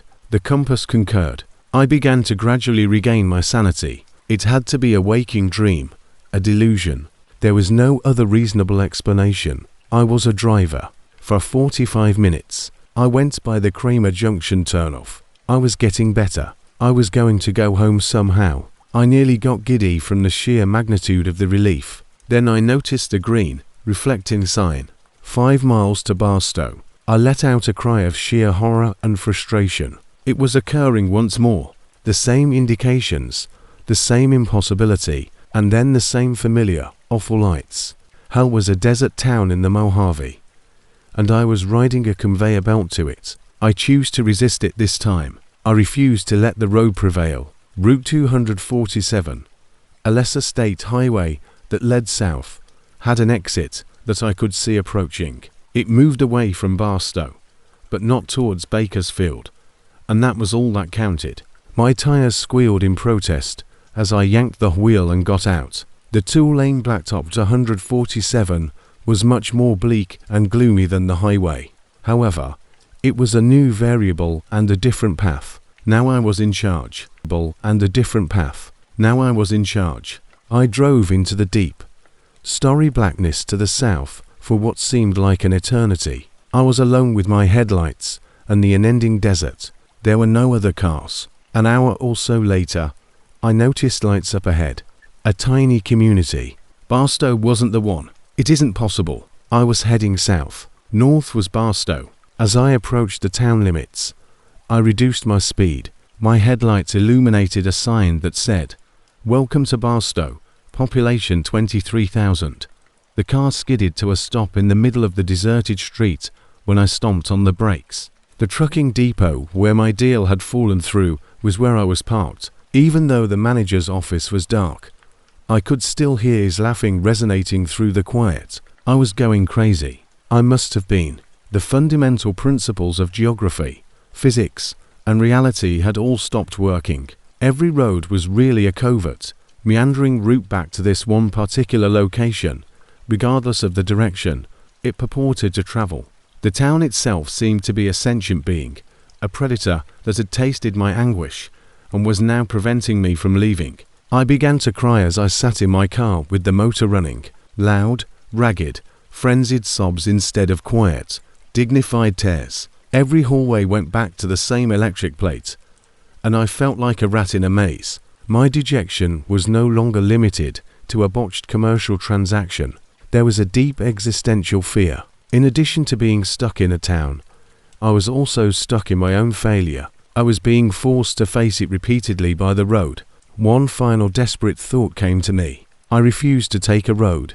Where there were no roads, I would go. I reversed the vehicle and headed back into the desert.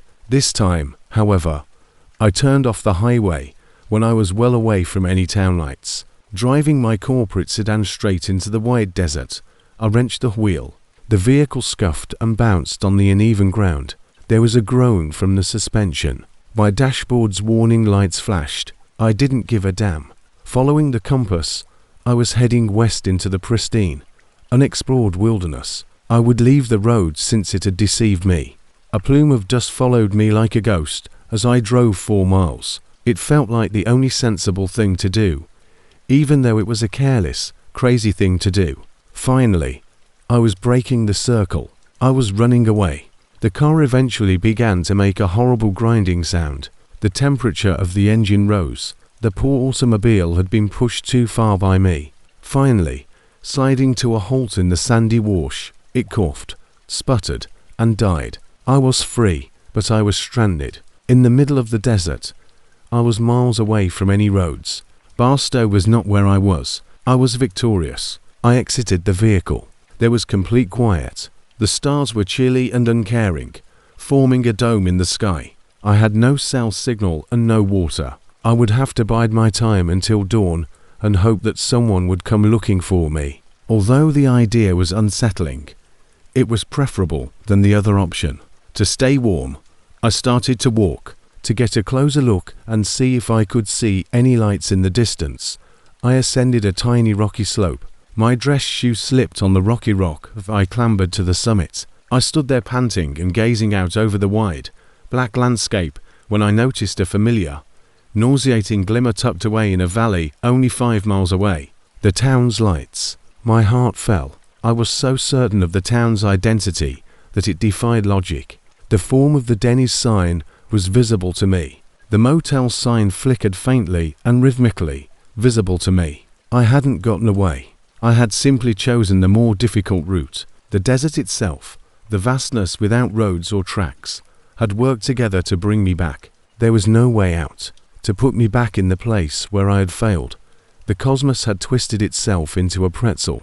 On the stony surface, I fell to my knees. I no longer had the strength to cry. I simply experienced a deep sense of emptiness. There was no logic or predictability in the world. The cosmic joke was harsh, and Barstow was always the joke. How long I sat there is a mystery to me. Perhaps hours. The desert was eventually painted in pale, washed-out hues as the sun rose. I could see my automobile in the wash below, smashed in the daylight, and the town beyond it. In the morning light, it appeared so unremarkable, just a location, but I was aware of it. I was in purgatory for myself, a prison of remorse and asphalt. Later that morning, I was discovered walking down the shoulder of the 58 West, just outside Barstow, thirsty and delirious, by a highway police cruiser.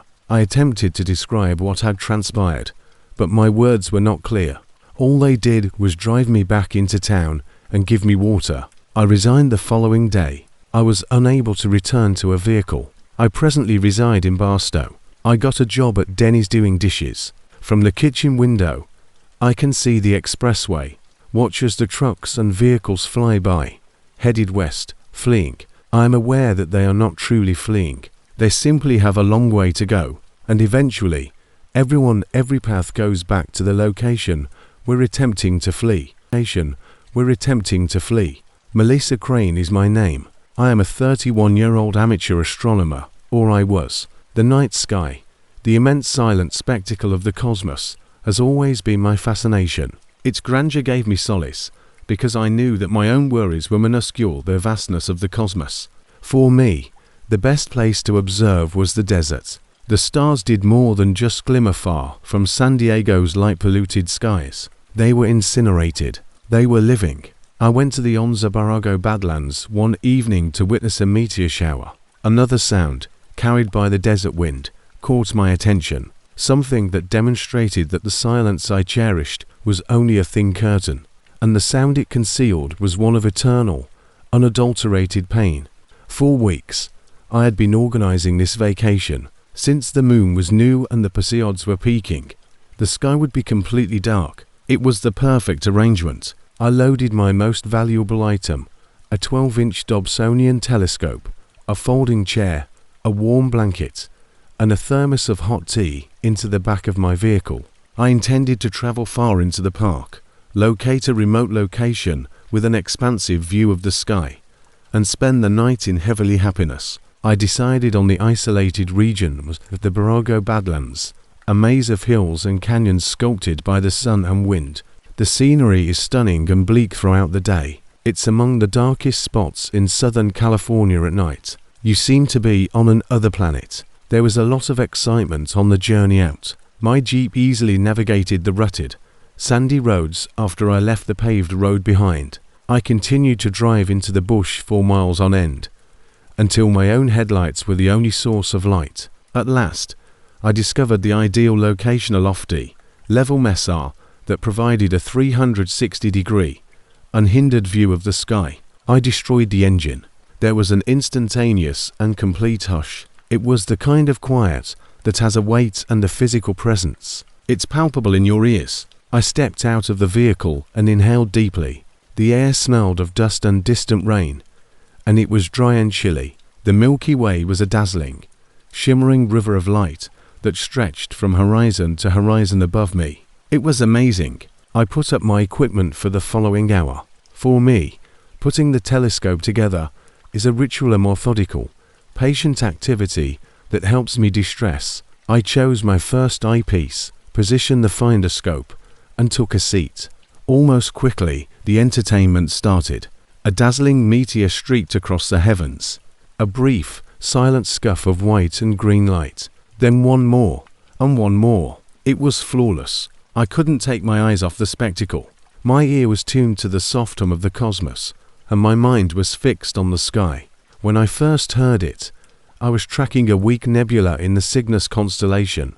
The sound was so quiet, so out of place that I initially believed I had made it up.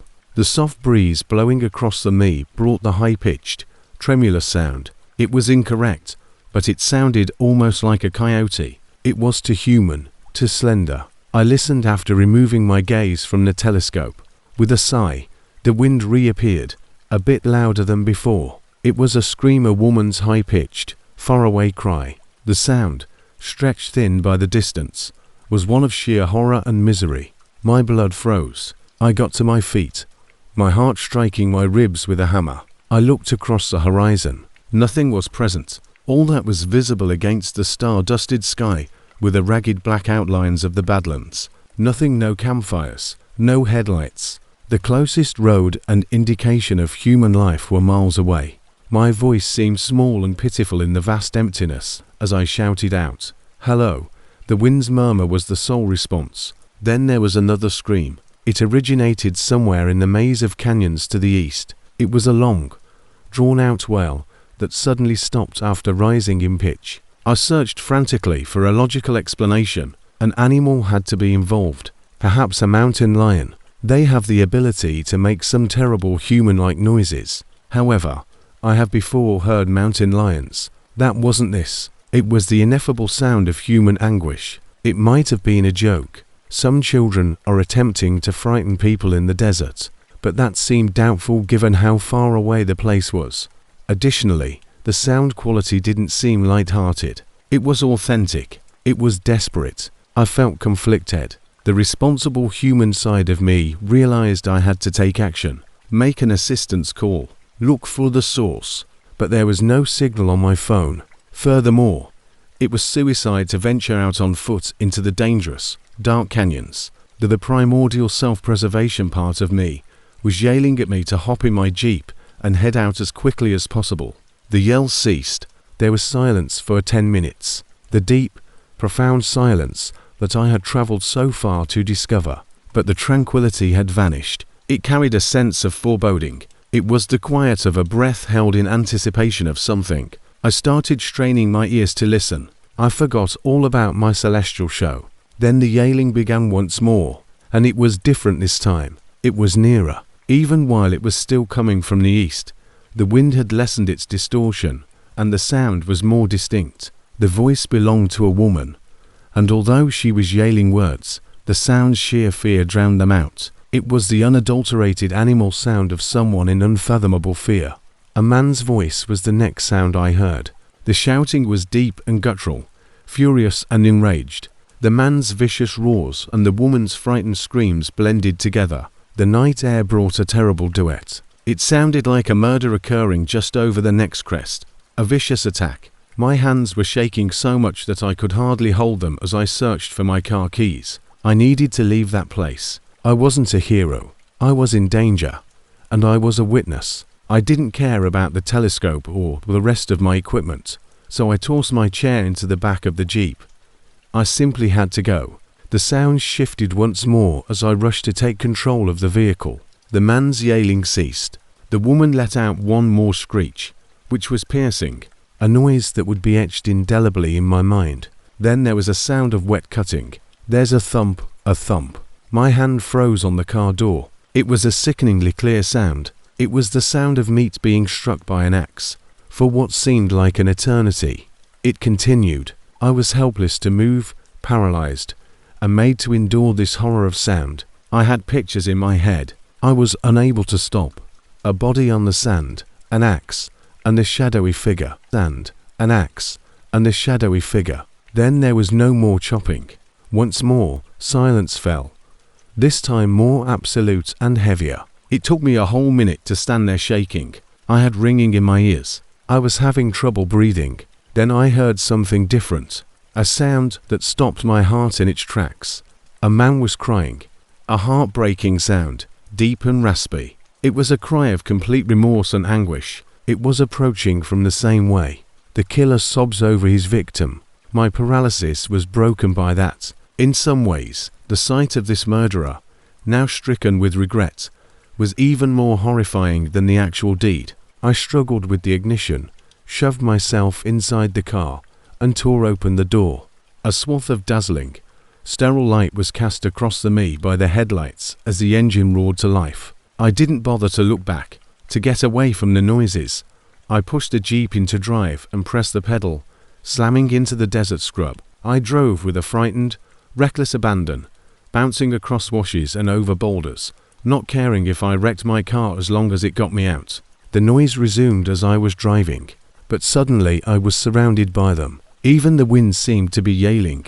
From the left, I could hear the woman's screams, and from the right, the man's irate yells, as though the man were in my back seat. The sobbing appeared to be coming from right behind me, a continuous, frightened wail.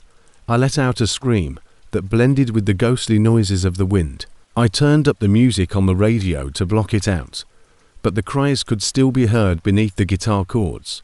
A spectral countertune, driving through a pocket of time, seemed to have stuck to me, like a harsh echo that lingered in the valleys. The actual desert was attempting to tell me its awful story while it was tormented. As I turned toward the far-off lights of civilization, my tires screeched as I finally touched the paved road. The sounds grew softer as I moved away from the nasty places. The usual reassuring sound of the wind had once again taken the place of the screams by the time I could see the glow of Barago Springs. Until I reached my own garage, I continued to drive. Behind me, the door shut unlocked. It took me an hour of trembling in my car before I could force myself to get inside. After a restless night, I called the park rangers the following day. I reported what I had heard anonymously. As I told the narrative, my voice shook. Although I could detect the cynicism in his voice, the ranger on the phone was patient. In addition to informing me that they would deploy a patrol to the region, he tactfully clarified that the desert might be deceiving.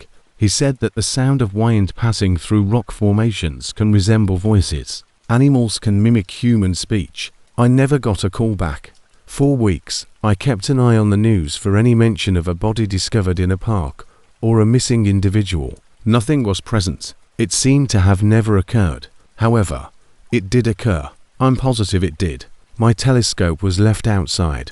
My costly, exquisite telescope, which serves as my window to the quiet universe, is still sitting there collecting dust. I was unable to return for it. I will never be able to return there. I no longer gaze at the stars. I don't see the universe's quiet, serene magnificence when I gaze up at the night sky. I picture a huge, empty stage where horrible things could occur without anyone noticing or hearing. Furthermore, I am aware that the silence is a deception. You can hear what the desert is attempting to forget if you pay close attention and happen to be in the right location at the wrong moment. The shouts on the wind are audible. You can call me Carlos Vega. I install custom sound systems in luxury cars, and I'm 38 years old. My existence revolves around accurate measurements, clean connections, and the ideal bass-to-treble ratio. I work with steady, regulated sound waves. I prefer things that I can manage and comprehend. I was driving home from a job in Vegas one night when I was pursued by an object that made no noise, had no light, and made no sense. It was a pure threat, a rolling black hole, and I learned that the thing you can't see is the most terrible thing in the universe, the item that is there but shouldn't be. I've made the trek from Las Vegas to my Victorville home 1,000 times. Going down the I-15 is a straight shot. 3 hours of driving across the Mojave on an empty roadway that is captivating. This was a last-minute installation for a wealthy client who wanted his new Lamborghini to sound like God's orchestra. But I generally do it during the day. Around 11 p.m. I finish late, and I was exhausted, but I preferred going home to my own bed over staying in another sterile hotel room in Vegas. I then turned on the drive. My highly customized Audi S4 is my pride and delight. It's my haven. It's noisy and quick. The bass was pounding and the audio was turned up to a steady beat that matched the pulse of the city lights that were fading out of my rearview mirror. The drive was routine for the first hour. There were several other late-night drivers on the road, a flood of white and red lights rushing across the night. Once I crossed the California state line, the traffic began to slow down. The roadway was much linear by the time I got close to Baker, the location of the tallest thermometer in the world. I was the sole vehicle on the road for extended periods of time. I was the only sound and light in a sea of darkness. When I first noticed it, I was driving comfortably at 85 in the fast lane. Something moved in my rearview mirror. I looked up. A car in the same lane as me was behind me. That was typical. The fact that its headlights were off was abnormal. I squinted in an attempt to see it. It was only a dark form, massive mass in contrast to the somewhat lighter sky. It was obstructing the few visible stars, so I could see its shadow. It was a big truck, either a Kenworth or a Peterbilt, one of those huge long-nosed semi-trucks. At first, I assumed the driver was a fool, or perhaps his lights had simply gone out. However, it was suicidal to be driving on a completely dark freeway without any lighting. I gave him a polite gesture by tapping my brakes a few times to let him know his lights were out. The truck remained motionless. It simply held its ground 100 yards or so behind me. In my reflection, it was always a black shape. I altered lanes, shifting to allow him to pass in the slow lane. This man posed a threat. I wanted to be able to see him in front of me. I reduced my speed to 70. Additionally, the truck changed lanes. It kept precisely the same distance behind me as it went smoothly into the slow lane. It felt as though there was an unseen cord connecting it to my car. My spine tingled with uneasiness. This was strange. I increased my speed once more to 85. The shadowy figure in my mirror kept up with ease. I increased it to 90 and 95. The Audi was rock solid on the straight road, and its engine hummed. I remained there with the truck. A huge, fully loaded rig, a semi-truck. It shouldn't have been able to handle that speed, that elegantly, or accelerate so fast. The silence, however, was the most unsettling aspect. My ear is well tuned. The sound of a car's engine can tell you its make. A large diesel vehicle ought to have been roaring loudly. Especially at that pace, it should have been audible over my audio and my own engine. But all I could hear was the sound of my car and the wind blowing by. I switched off my stereo. It was startling how silent my car suddenly became. My ears were strained. Nothing, no hiss of air brakes, no whine of a turbo, no rumble. It was a spectre, a scimitar-shaped, silent, black ghost. My discomfort turned into a full-blown panic attack. This driver's headlights weren't broken. There was more to this. There's a problem. I thought I was being pursued. I blew it away. The Audi bounded ahead. The speedometer increased from 100 to 110 to 120. With the engine running at full capacity, the automobile was yelling. I was a blur of movement in the dark, speeding down the deserted freeway. I checked myself in the mirror. There was still the truck. I was getting caught up in it. My entire rearview mirror was filled with the dark form. It became larger and larger. I could have reached out and touched it since it was so close. The enormous flat front grille was visible to me, resembling a brutalist brick wall. The tall black columns of chrome smoke were visible against the night sky. However, there were no running lights, headlights, or even a slight glow coming from the cab. I also failed to spot a driver.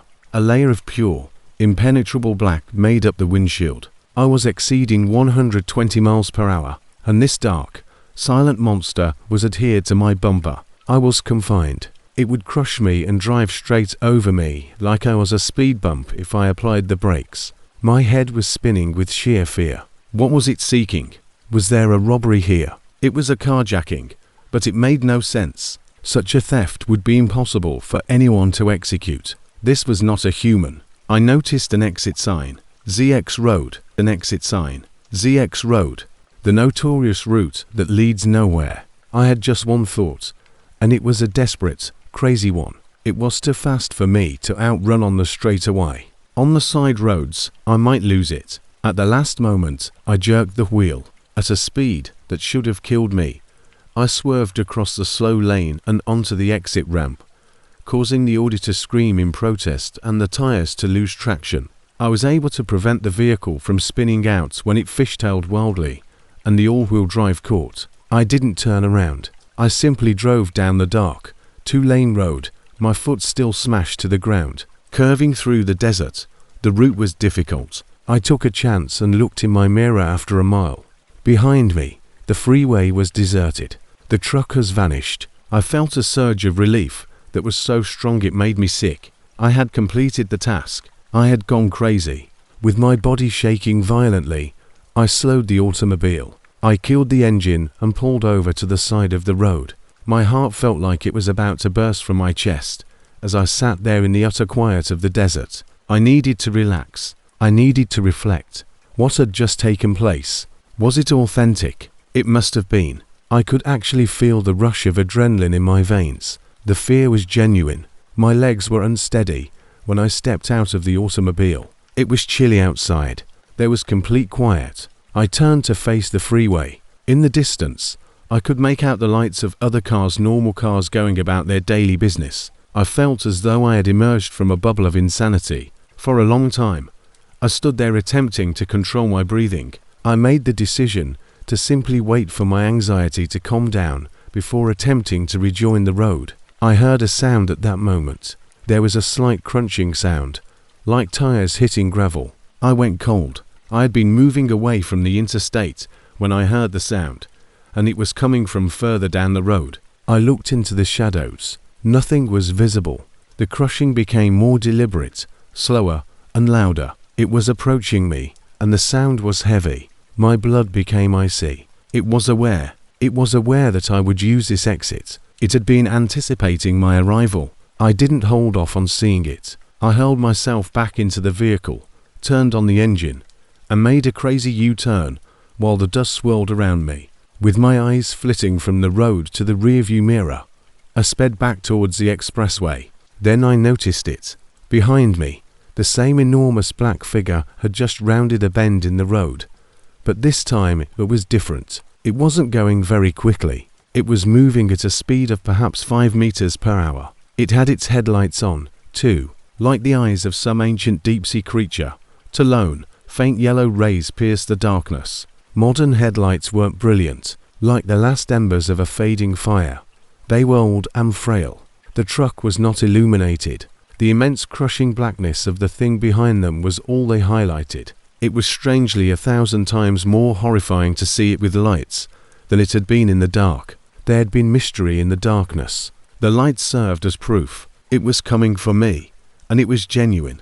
I slammed into the freeway ramp at full speed and swerved wildly between the few other vehicles on the road before merging back into traffic. I didn't give a damn. I required witnesses. I required the company of others. I had to return to the everyday world. I checked myself in the mirror. The truck had halted at the top of the on-ramp. As I drove off, it sat there and watched me with its pale yellow eyes. I was not followed onto the freeway by it. It did nothing but observe. The truck vanished once its lights went out. The car didn't drive off. It simply disappeared back into the gloom from which it had emerged. Other trucks used their heft as a barrier as I drove the remaining distance to Victorville at the slow lane. My stereo was not played.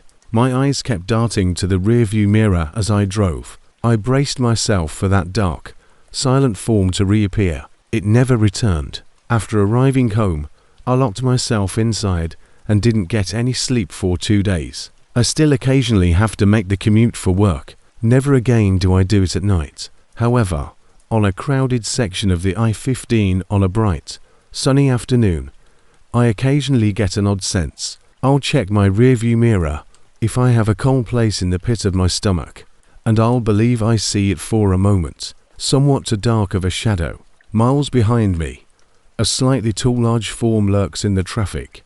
A hunter, quiet and silent, waiting for the sun to set.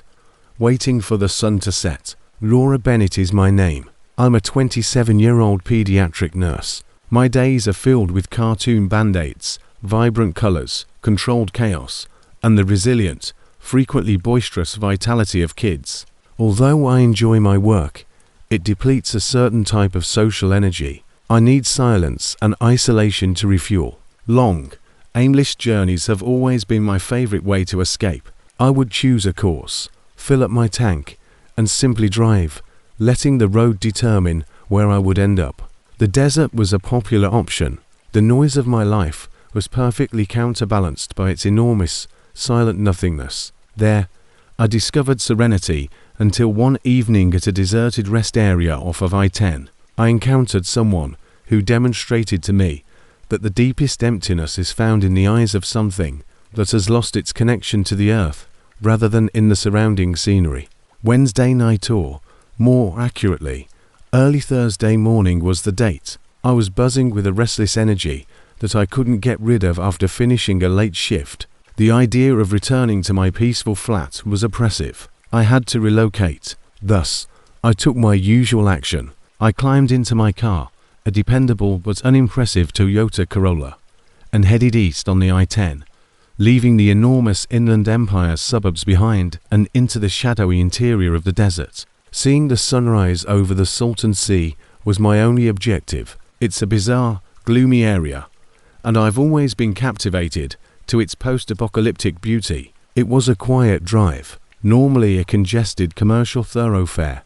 The road was almost deserted. Only I, a few long-haul vehicles, and the mesmerizing pattern of the white lines that came and went beneath my headlights were present. I had the customary desire for a break for around 2 a.m., somewhere outside of India, when the world truly begins to feel empty. The coffee I'd consumed hours before was a faint memory, and my eyes were growing weary. I noticed a sign indicating a rest spot, 1 mile. It was an older one, the type that the state no longer keeps up as effectively as it formerly did. I have passed it numerous times without ever stopping. It appeared to be a welcoming beacon tonight. I chose the exit ramp, which led into a pool of deeper darkness and away from the safe, brilliant river of the road. The rest area was a tiny, remote island of faint yellow light, situated back from the roadway. Everything appeared sickly and jaundiced due to the outdated, unsightly sodium vapor lighting. The building was a straightforward concrete block in the brutalist style, with distinct entrances for men and women. On a patch of dry and even grass, a few vacant picnic tables sat like skeletal remains. A dusty older model sedan parked at the far end of the lot, away from the lights, was the only other car there. I parked my Corolla beneath one of the insect-swarmed lamps near the building. When I turned off my engine, a dense, heavy silence descended, broken only by the distant, eerie whoosh of trucks on the interstate and the hum of the lights. A familiar shiver of caution ran up my spine as I sat for a while. A lone woman at a nighttime rest stop that is desolate. 1,000 horror stories begin with this scene. However, I was a pragmatic individual. I secured my car, took my keys in my hands, and promised myself that I would be fast. I saw her as soon as I stepped out of the car, partially in shadow, partially in the sickly yellow light. She stood close to the women's restroom entrance. She had on a plain white dress. It appeared to be a simple, vintage sundress that was inappropriate for the chilly desert evening. She had black, long hair that hung limply about her shoulders. She faced the concrete wall of the toilet building, her back to me, and she stood still. She might have been waiting for a friend, based on my initial assumption that she was the owner of the other automobile. I provided an uncertain evening. She didn't answer as I made my way to the building. She remained still. She didn't seem to hear me. Although I felt a little uncomfortable, I dismissed it. Perhaps she was wearing headphones. I moved past her to the entrance of the bathroom. There was a definite, unnatural coolness in the air surrounding her that caused the hairs on my arm to stand on end. A faint, odd smell, like damp earth or withered flowers, filled my nostrils. The hefty metal door banged loudly behind me as I rushed inside. The bathroom was just as dirty as you might think. Fading graffiti coated the concrete walls. There was sand on the floor. A strobe of buzzing, sterile light filled the room as one of the fluorescent lights flickered erratically. I completed my tasks as fast as I could.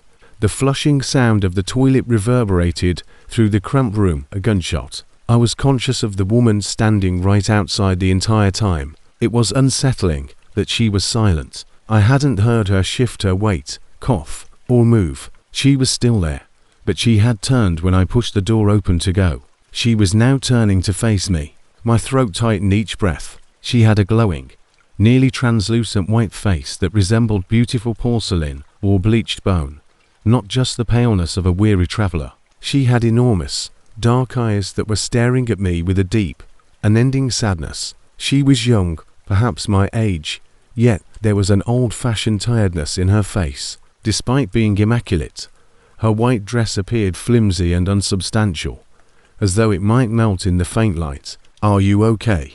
With hardly more than a whisper, I asked. My fear was being overcome by my nurse instincts. She had a patient appearance, someone who is shocked. She didn't respond.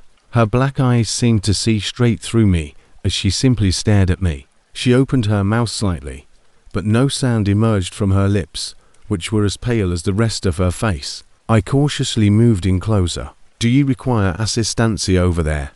Is that your car? There. Is that your car?"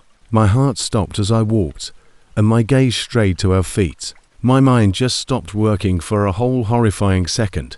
She had her feet off the ground. She was hovering only 1 or 2 inches over the asphalt that was smeared with oil.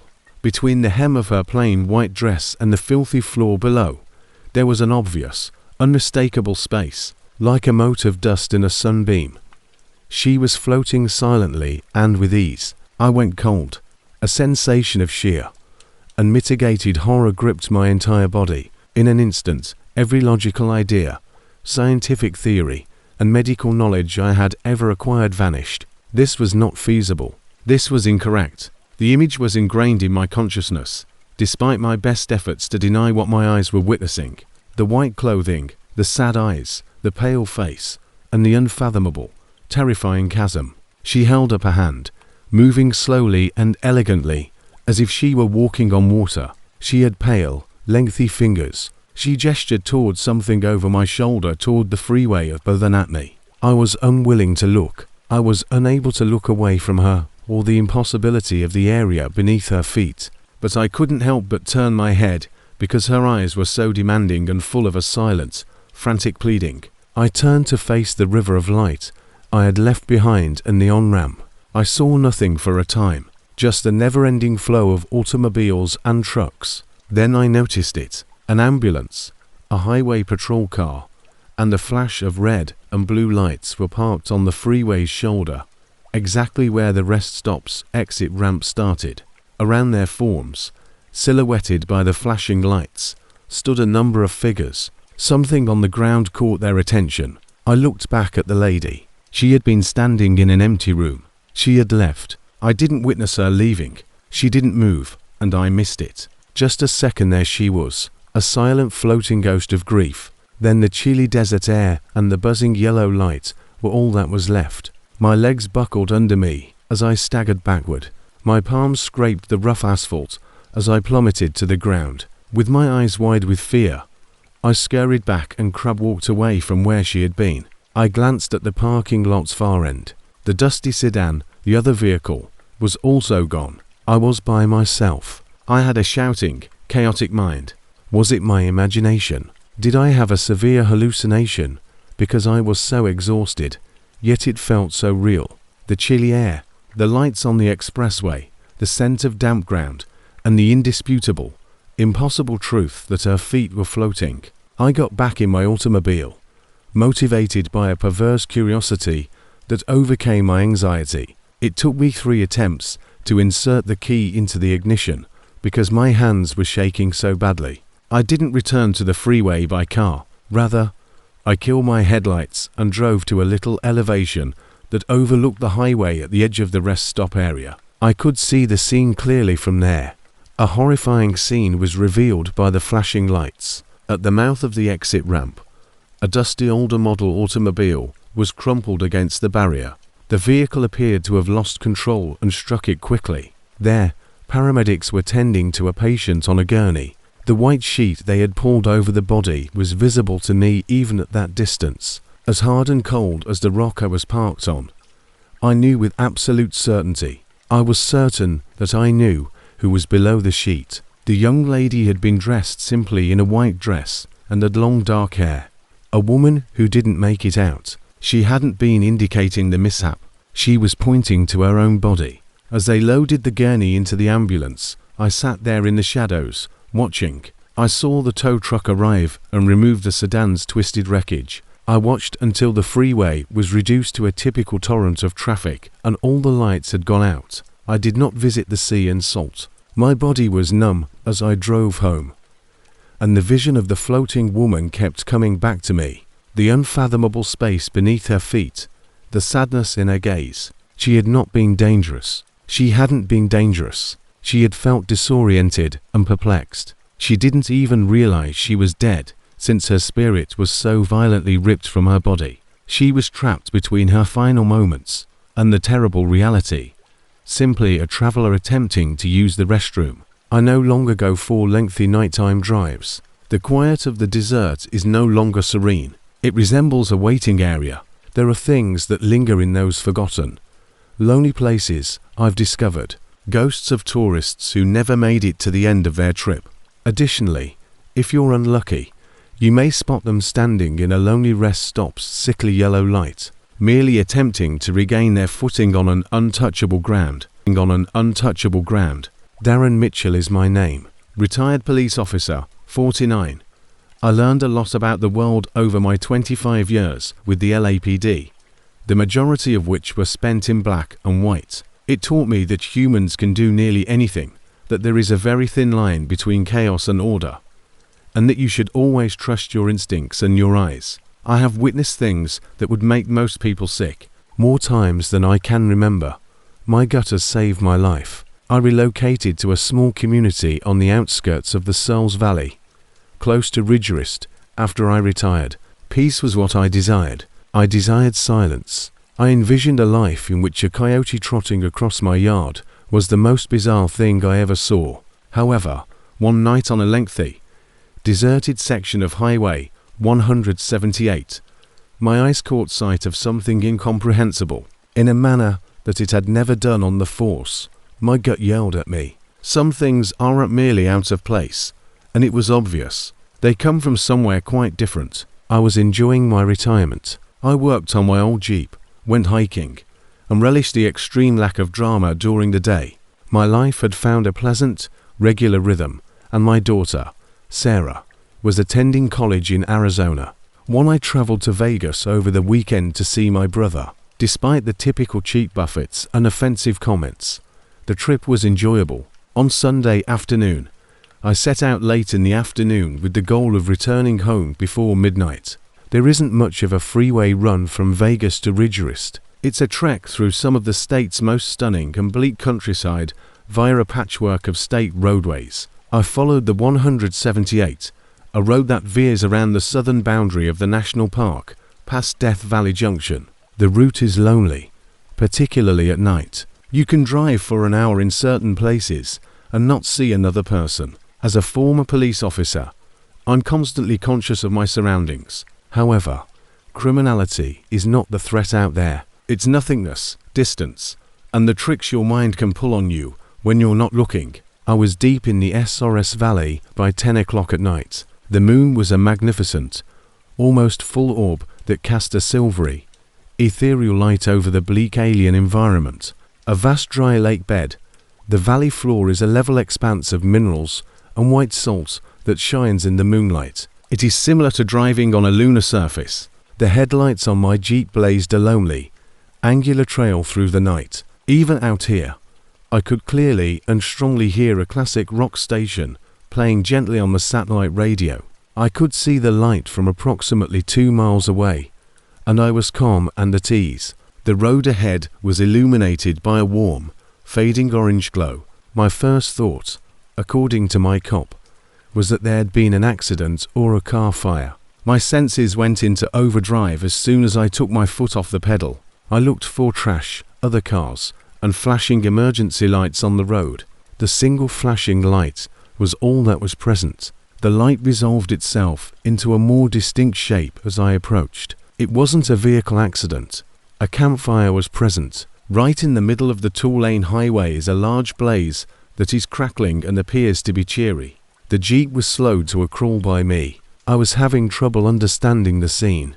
A paved state highway with a campfire in the center. I had never seen something so strange. I could see people and figures around the fire, with their backs to me and their shoulders bent toward the warmth of the fire.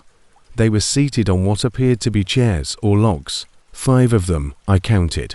They appeared to be in a campground, as they sat there taking in the blaze. Not on an asphalt strip, it ended 4 cars moving at 70 miles per hour. Scenarios began to race in my police mind. Drunken children who had committed a really foolish act. A strange party in the desert. A trap. I got a rush of adrenaline from the trap situation. This was a traditional ambush position. The driver was robbed or worse after the road was blocked and they were forced to stop. I halted the Jeep at around 100 yards away. I flipped on my highlights while keeping my engine running and my hand close to the gear change. Everything disappeared when my Jeep's strong LED light bar filled the area with dazzling white light. The scene appeared for a brief moment. The 5 figures silhouetted against the glow, the flickering flames, the roaring fire. The next time, nothing was present. There was nobody on the road. The dark asphalt was spotless. Nothing existed, not even a fire, logs, people, smoke, ash, or a scorch mark on the sidewalk. My thoughts was utterly blank as I sat there with my mouth hanging wide. To clear it, I actually shook my head. Had I dreamed while awake? A hallucination of highway hypnosis. Although I was exhausted, I wasn't that exhausted. It had been such a clear, detailed image. I could see the fire sparks soaring. The heads of the figures were visible to me. Leaving the headlights on, I parked the Jeep and stepped out. With thunderous footsteps, in the deafening silence, I moved forward into the beam of light. I swept the beam of my powerful flashlight across the road surface where the fire had been. It felt chilly to touch the asphalt. No lingering heat, discoloration, or indication that anything had ever been there was there. It seemed as though I had just turned off my bright beams and the sight had been a hologram or projection. I had a great sensation of displacement as I stood in the center of the deserted road. As a police officer, I worked with the real-world facts, evidence, and objects that you could see, feel, and carry. There was more to this. All the laws of evidence were broken by this. In front of me, a ghost story was taking place. With a slow, heavy heartbeat, I climbed back into the Jeep. Though it wasn't shouting danger like an ambush would, my gut, that trusted, old companion, was nonetheless screaming at me. It was yelling incorrectly. This is fundamentally incorrect. This is not how the world functions. At first, I drove carefully as I scanned the vacant road ahead of me. I couldn't get the picture out of my head. The warm, welcoming fire. The figure's shoulders slumping amiably. There had been no sense of danger. The most scary aspect of it was the placid absurdity of it. It had felt natural. I continued to drive for 10 more miles, while mentally reliving the bizarre experience. I attempted to explain it. A mirage, a reflection, an odd atmospheric phenomena. But what is a mirage? An exquisitely realistic scene with a campfire. It was illogical. It had been a trick of a weary mind, and I was only beginning to convince myself of that. The same warm orange flickered in the middle of the road when I spotted it again up ahead. My blood ran cold this time. A hallucination is one example. Twice as real, twice as a pattern. I gripped the steering wheel and slowed down once again. This time, I didn't use my high beams. I was hoping to see. I had to comprehend. I let the Jeep to move slowly. Just enough light is coming through my low beams. It was the same scene. 5 individuals are seated around a roaring campfire. However, when I approached this time, I could discern additional information. A father, a woman, and 3 kids made up the family. They were dressed in vintage attire, reminiscent of the 1960s or 1970s. The woman was wearing a plain dress, while the male was wearing a plaid shirt. The children were wrapped in their jackets. They had marshmallows roasting. They put out white puffs above the flames, and I could see the sticks in their palms. Beside one of the logs, I could notice a plaid cooler in the old design. The scene was completely, horrifyingly mad, because it was so lovely and so conventional in its elements. So lovely and so conventional in its elements. The idea that they were encamped in the midst of a highway was entirely lost on them. I walked up to them, but they didn't glance up.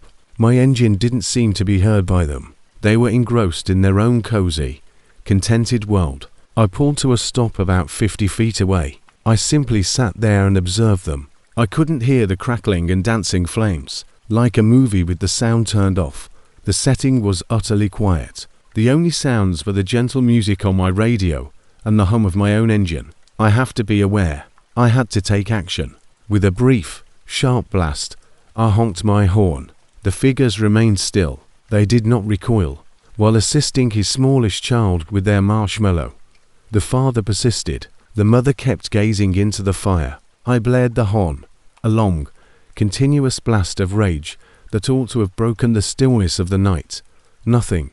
I was not a part of their reality. They were in their own. Now a peculiar sense of regret was taking the place of my fear. It wasn't a trap. It was an echo. It's a memory stuck on a loop, playing over and over on this desolate road. 50 years ago, a family went camping, and this one ideal, joyful experience will always be preserved. But why is this place the middle of the road? Why? A horrible, gloomy thought started to take shape in my head. A cop's thought. I reflected on the road, the fast speeds, and the night. I imagined another automobile approaching too quickly in the dark, a family that might be broken up, and them just stopping for a while and trying to make the most of it. Suddenly, the picturesque vista seemed brittle and terrible. It was the final happy memory before everything turned gloomy. I was unable to simply drive through them. It felt like a serious violation. Even if they were only light and recollection, even if they were ghosts, I needed to get rid of them. I grabbed the light controls with a shaking palm and turned on my high beams. The scene was gone. The road was peaceful, dark, and deserted. I inhaled deeply before continuing on, my tires rolling over the precise location where the family had been seated and the fire had been roaring. As I moved through the room, I experienced a chill that was unrelated to the desert night. I was in shock and drove the rest of the way home. The world seemed narrower and different, as though the past was running on a parallel track, but wasn't actually past. Occasionally the tracks could cross on a pitch-black road in the middle of nowhere. After returning home, I conducted some study. I combed through the local county's ancient newspaper archives for hours online. After 2 days, I eventually located it. A little piece from the Union Register's 1972 issue. A horrific roadside tragedy claimed the lives of a family of 5. It was a short narrative. The Mitchells, a Bakersfield family with the same name, smacked me hard in the stomach. They had just returned from a camping vacation. They were on a rural section of Highway 178 when their station wagon broke down. In order to stay warm while they awaited assistance, they apparently constructed a small fire on the road's shoulder. According to the highway patrol reports, an intoxicated driver had swerved off the road and sped through them, his vision blurred by the darkness. All 5 were slain at once. They also killed the driver. I gazed at the article's accompanying blurry black and white family photo. The 3 kids, the woman with the sweet smile, and the man in the plaid shirt. They were the ones. The road was not where they were camping. On the shoulder, there were. However, after 1972, the path has changed. It has expanded. The location of their final joyful moment is now covered by the contemporary asphalt I was traveling on. With trembling hands, I shut down the laptop. I had witnessed a ghost story as a retired police officer who relied solely on his instincts and his sight. A horrible, awful ghost story from actual life. They had no intention of frightening anyone. There was no trap. All they were was a scar on the earth, a remembrance, a joyful event that will always be replayed, oblivious to the fact that their last resting spot had been paved over. And each night they wait for a drunk driver's high beams to briefly make them disappear. You can call me Carlos Vega. I install custom sound systems in luxury cars, and I'm 38 years old. My existence revolves around accurate measurements, clean connections, and the ideal bass to treble ratio. I work with steady, regulated sound waves. I prefer things that I can manage and comprehend. I was driving home from a job in Vegas one night when I was pursued by an object that made no noise, had no light, and made no sense. It was a pure threat, a rolling black hole, and I learned that the thing you can't see is the most terrible thing in the universe. The item that is there but shouldn't be. I've made the trek from Las Vegas to my Victorville home 1,000 times. Going down the I-15 is a straight shot. 3 hours of driving across the Mojave on an empty roadway that is captivating. This was a last-minute installation for a wealthy client who wanted his new Lamborghini to sound like God's orchestra. But I generally do it during the day. Around 11 p.m.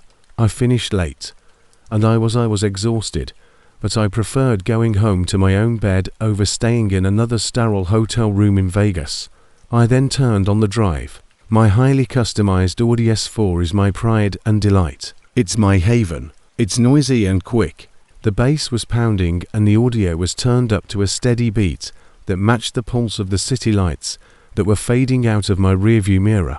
The drive was routine for the first hour. There were several other late-night drivers on the road. A flood of white and red lights rushing across the night. Once I crossed the California state line, the traffic began to slow down. The roadway was much linear by the time I got close to Baker, the location of the tallest thermometer in the world. I was the sole vehicle on the road for extended periods of time. I was the only sound and light in a sea of darkness. When I first noticed it, I was driving comfortably at 85 in the fast lane. Something moved in my rearview mirror. I looked up. A car in the same lane as me was behind me. That was typical. The fact that its headlights were off was abnormal. I squinted in an attempt to see it. It was only a dark form, massive mass in contrast to the somewhat lighter sky. It was obstructing the few visible stars, so I could see its shadow. It was a big truck, either a Kenworth or a Peterbilt, one of those huge long-nosed semi-trucks. At first, I assumed the driver was a fool, or perhaps his lights had simply gone out. However, it was suicidal to be driving on a completely dark freeway without any lighting. I gave him a polite gesture by tapping my brakes a few times to let him know his lights were out. The truck remained motionless. It simply held its ground 100 yards or so behind me. In my reflection, it was always a black shape. I altered lanes, shifting to allow him to pass in the slow lane. This man posed a threat. I wanted to be able to see him in front of me. I reduced my speed to 70. Additionally, the truck changed lanes. It kept precisely the same distance behind me as it went smoothly into the slow lane. It felt as though there was an unseen cord connecting it to my car. My spine tingled with uneasiness. This was strange. I increased my speed once more to 85. The shadowy figure in my mirror kept up with ease. I increased it to 90 and 95. The Audi was rock solid on the straight road, and its engine hummed. I remained there with the truck. A huge, fully loaded rig. A semi-truck. It shouldn't have been able to handle that speed, that elegantly, or accelerate so fast. The silence, however, was the most unsettling aspect. My ear is well tuned. The sound of a car's engine can tell you its make. A large diesel vehicle ought to have been roaring loudly, especially at that pace. It should have been audible over my audio and my own engine. But all I could hear was the sound of my car and the wind blowing by. I switched off my stereo. It was startling how silent my car suddenly became. My ears were strained.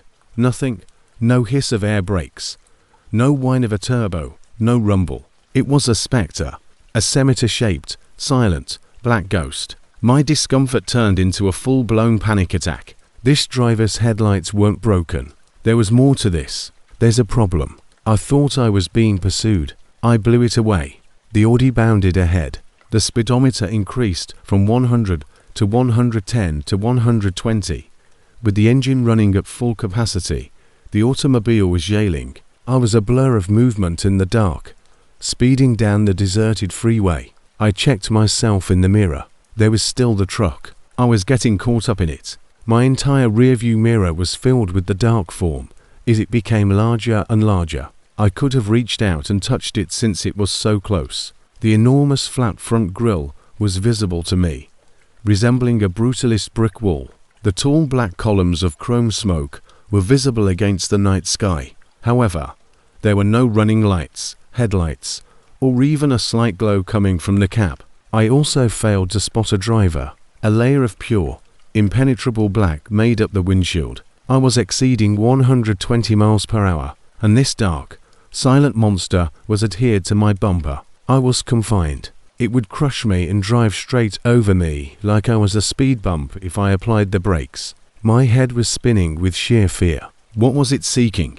Was there a robbery here? It was a carjacking, but it made no sense. Such a theft would be impossible for anyone to execute. This was not a human. I noticed an exit sign, ZX Road, the notorious route that leads nowhere. I had just one thought, and it was a desperate, crazy one. It was too fast for me to outrun on the straightaway. On the side roads, I might lose it. At the last moment, I jerked the wheel. At a speed that should have killed me, I swerved across the slow lane and onto the exit ramp, causing the Audi to scream in protest and the tires to lose traction.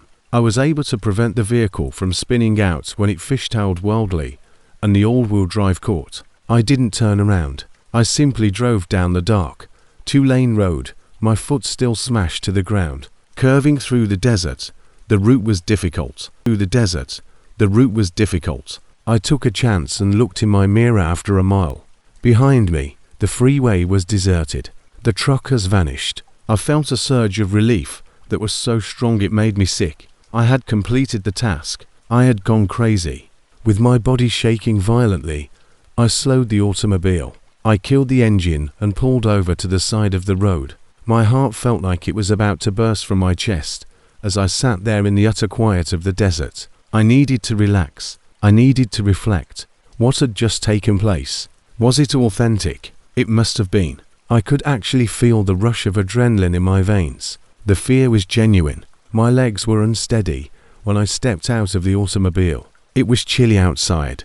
There was complete quiet. I turned to face the freeway. In the distance, I could make out the lights of other cars, normal cars going about their daily business. I felt as though I had emerged from a bubble of insanity. For a long time, I stood there attempting to control my breathing. I made the decision to simply wait for my anxiety to calm down before attempting to rejoin the road. I heard a sound at that moment. There was a slight crunching sound, like tires hitting gravel. I went cold. I had been moving away from the interstate when I heard the sound, and it was coming from further down the road. I looked into the shadows. Nothing was visible. The crushing became more deliberate, slower, and louder. It was approaching me, and the sound was heavy. My blood became icy. It was aware that I would use this exit. It had been anticipating my arrival. I didn't hold off on seeing it. I hurled myself back into the vehicle, turned on the engine, and made a crazy U-turn while the dust swirled around me. With my eyes flitting from the road to the rearview mirror, I sped back towards the expressway. Then I noticed it. Behind me, the same enormous black figure had just rounded a bend in the road, but this time it was different. It wasn't going very quickly. It was moving at a speed of perhaps 5 meters per hour. It had its headlights on, too, like the eyes of some ancient deep-sea creature. Alone, faint yellow rays pierced the darkness. Modern headlights weren't brilliant, like the last embers of a fading fire. They were old and frail. The truck was not illuminated. The immense crushing blackness of the thing behind them was all they highlighted. It was strangely 1,000 times more horrifying to see it with lights than it had been in the dark. There had been mystery in the darkness. The lights served as proof. It was coming from me, and it was genuine. I slammed into the freeway ramp at full speed and swerved wildly between the few other vehicles on the road before merging back into traffic. I didn't give a damn. I required witnesses. I required the company of others. I had to return to the everyday world. I checked myself in the mirror. The truck had halted at the top of the on-ramp. As I drove off, it sat there and watched me with its pale yellow eyes. I was not followed onto the freeway by it. It did nothing but observe. The truck vanished once its lights went out. The car didn't drive off. It simply disappeared back into the gloom from which it had emerged. Other trucks used their heft as a barrier as I drove the remaining distance to Victorville, the slow lane.